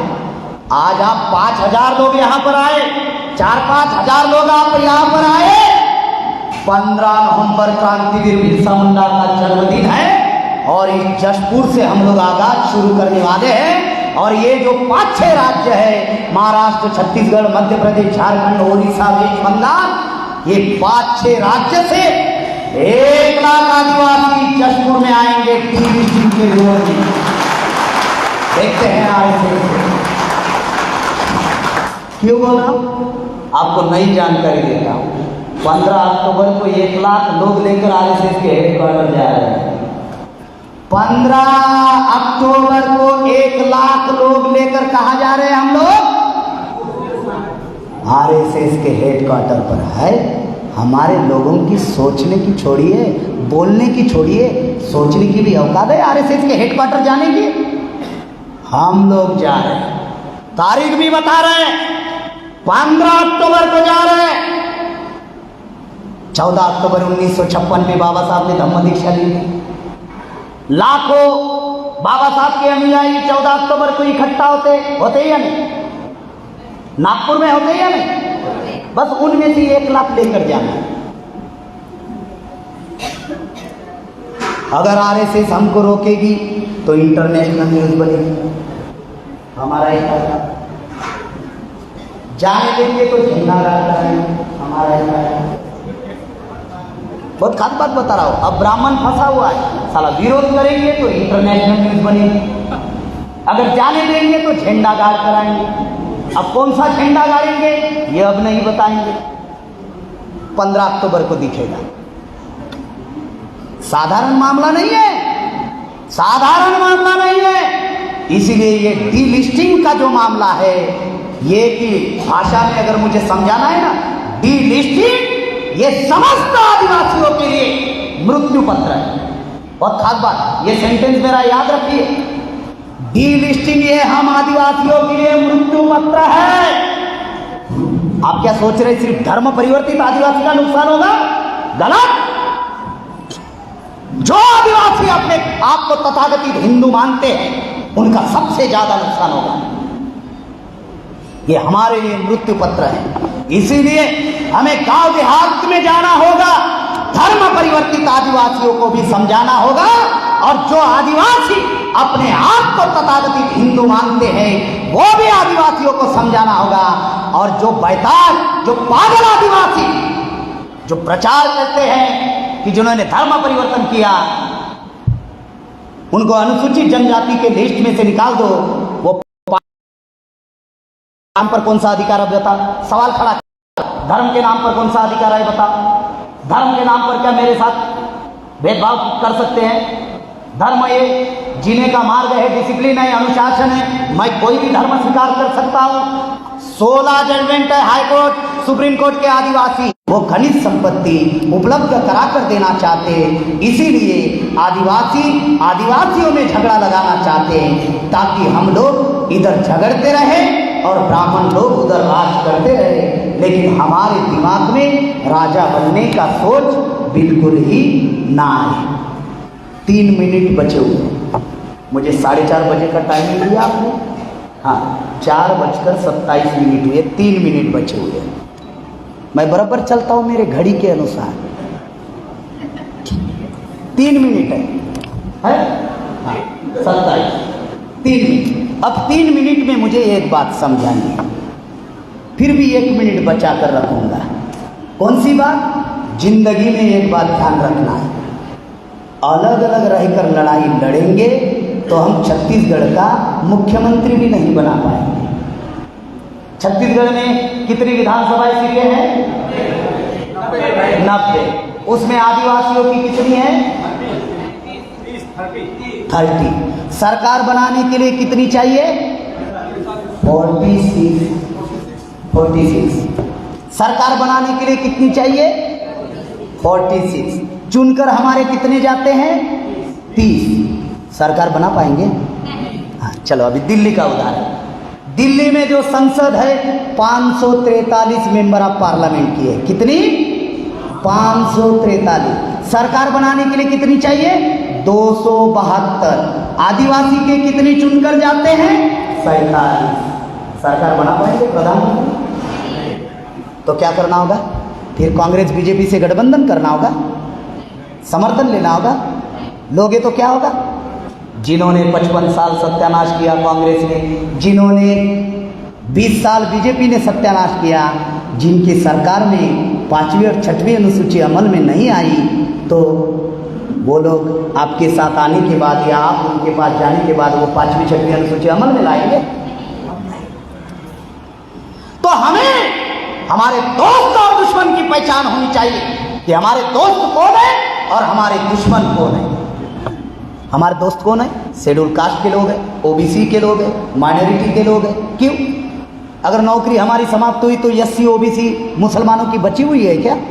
अगर आरक्षण हमारा समाप्त हुआ तो एससी ओबीसी मुसलमानों का बचा हुआ है? अगर अन्य अत्याचार अगर हम आदिवासियों के ऊपर हो रहे तो क्या एससी के ऊपर अन्य अत्याचार नहीं हो रहे? ओबीसी के ऊपर अन्य अत्याचार नहीं हो रहे? मुसलमानों के ऊपर अन्य अत्याचार नहीं हो रहे? हो रहे। अगर जल जंगल जमीन से हमारा विस्थापन हो रहा है और उस एरिया में एससी का मकान है, ओबीसी का मकान है और मुसलमानों का मकान है, तो वो बचा हुआ है, वो भी तो उठ रहा है। कंडीशन से बहुत सारी बातें आप समझे या ना समझे, ये बात समझनी होगी कि हमारे दोस्त कौन है, हमारे दुश्मन कौन है। हम अलग अलग रहकर लड़ाई लड़ेंगे, राज्य का मुख्यमंत्री नहीं बना सकते। अगर मिलजुल कर लड़ाई लड़ेंगे, लेकिन ध्यान रखना है दोस्तों में झगड़ा नहीं होना चाहिए, लड़ाई दुश्मन के साथ होनी चाहिए। और दुश्मन हमारा निर्धारित है। कौन है? कौन है? हाँ, दुश्मन कौन है? कौन है? आवाज जाना चाहिए। 3-3 ऑनलाइन चल रहा है, समझ में आना तो चाहिए। गांधी ने अंग्रेजों भारत छोड़ो अभियान शुरू किया, तो हमें भी तो कोई ना कोई अभियान शुरू करना है आने वाले दिनों में। हाँ, गांधी ने अंग्रेजों को भारत छोड़ो अभियान, क्यों? क्योंकि अंग्रेज विदेशी थे, ब्राह्मण भी विदेशी है ना, लेकिन उनको भगाने वाले नहीं है। आप बोलेंगे क्यों? ब्राह्मण को क्यों भगाने वाले नहीं है? जानते हो? अब आदिवासी के ऊपर राज करेगा तो मजा आएगा है? आदिवासी के ऊपर राज करेगा तो मजा आएगा क्या? तो आदिवासी राजा बनेगा तो प्रजा भी तो चाहिए। हाँ, खाने के साथ में अचार हो ना तो थोड़ा टेस्ट बढ़िया लगता है। हाँ, तो इसीलिए साथियों, हम अगर अलग अलग रहकर आंदोलन चलाएंगे तो हमारी अलग अलग नाम पर पिटाई होगी। एससी की दलित के नाम पर, आदिवासी की नक्सलवाद के नाम पर, ओबीसी की जातिवाद के नाम पर, मुसलमानों की आतंकवाद के नाम पर। तो हमारी समस्या एक है, कौन सी है? कि जिस समाज की समस्या होती है वो समाज गुलाम होता है, तो गुलामी हमारी नंबर 1 की समस्या है। तो हमें आज़ादी का आंदोलन इस देश में चलाना होगा, और ये आज़ादी का आंदोलन हम लोगों को मिलजुल कर चलाना होगा। और मिलजुल कर चलाने के लिए आप लोगों को साथ और सहयोग देना होगा। अब साथ और सहयोग कौन सा देना होगा? साथ और सहयोग कौन सा देना होगा? तो दुश्मन का एक सिद्धांत है कि दुश्मन अगर सहारा देगा तो इशारा करेगा, और उनका इशारा नहीं माने तो सहारा, उनका इशारा नहीं माने तो सहारा निकाल देगा। अगर हम कांग्रेस से सहारा लेंगे तो कांग्रेस की बोली बोलनी पड़ेगी, बराबर है या नहीं? अगर हम बीजेपी से सहारा लेंगे तो बीजेपी की बोली बोलनी पड़ेगी। आरएसएस से सहारा लेंगे तो आरएसएस की बोली बोलनी पड़ेगी। अगर किसी पूंजीपतियों से सहारा लेते हैं तो पूंजीपतियों की बोली बोलनी पड़ेगी। आपको लगता है ना, हम जनता की बोली चलनी चाहिए? आपको लगता है या नहीं? हाँ, अगर आपको लगता है कि जनता की बोली चलनी चाहिए तो साथियों, फिर आत्मनिर्भर, स्वावलंबी, आत्मसम्मानी आंदोलन हमें खुद के बलबूते पर चलाना होगा। और वो चलाने के लिए समय, बुद्धि, पैसा इस आंदोलन में लगाना होगा। जो लोग समय दे सकते हैं उनको समय देना है, जो लोग बुद्धि दे सकते हैं उनको बुद्धि देना है, जो लोग पैसा दे सकते हैं अपने कमाई का 5 रुपया, 10 रुपया, 50 रुपया, 100 रुपया, 200, 500, 1000, जो भी जितना आप देना चाहते हो इस आंदोलन के साथियों देना होगा। और ऐसे साथ और सहयोग आप लोग करोगे और इस आंदोलन को मजबूत आप करेंगे। और इस देश में वामन विश्राम साहब के नेतृत्व में इस देश में राष्ट्रव्यापी जन आंदोलन की तैयारी पूरे देश भर में हो चुकी है। उसको मजबूत करने के लिए आप लोग साथ और सहयोग देंगे। इस आशा और विश्वास के साथ में आपने मेरी बात ध्यान से सुनी, इसलिए सबका आभार, धन्यवाद। जय मूल्यवासी, जय आदिवासी, जय जोहार। बहुत बहुत धन्यवाद प्रेम कुमार गिडाम साहब और प्रेम कुमार गिडाम के बहुत ही बेहतरीन उन सभी बातों के लिए और उन कीमती बातों के लिए एक बार जशपुरी अंदाज में शुक्रिया अदा होना चाहिए। जोरदार तालियां।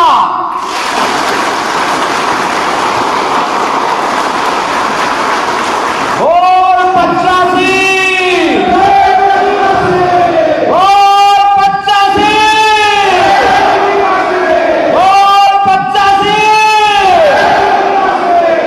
साथियों, बहुत ही महत्वपूर्ण सूचना है।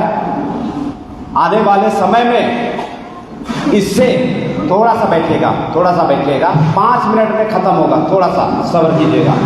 साथियों, हमारे छत्तीसगढ़ के अंबिकापुर में आने वाले समय में 1 तारीख को मान्यवर वामन मिश्राम साहब अंबिकापुर की धरती में आ रहे हैं।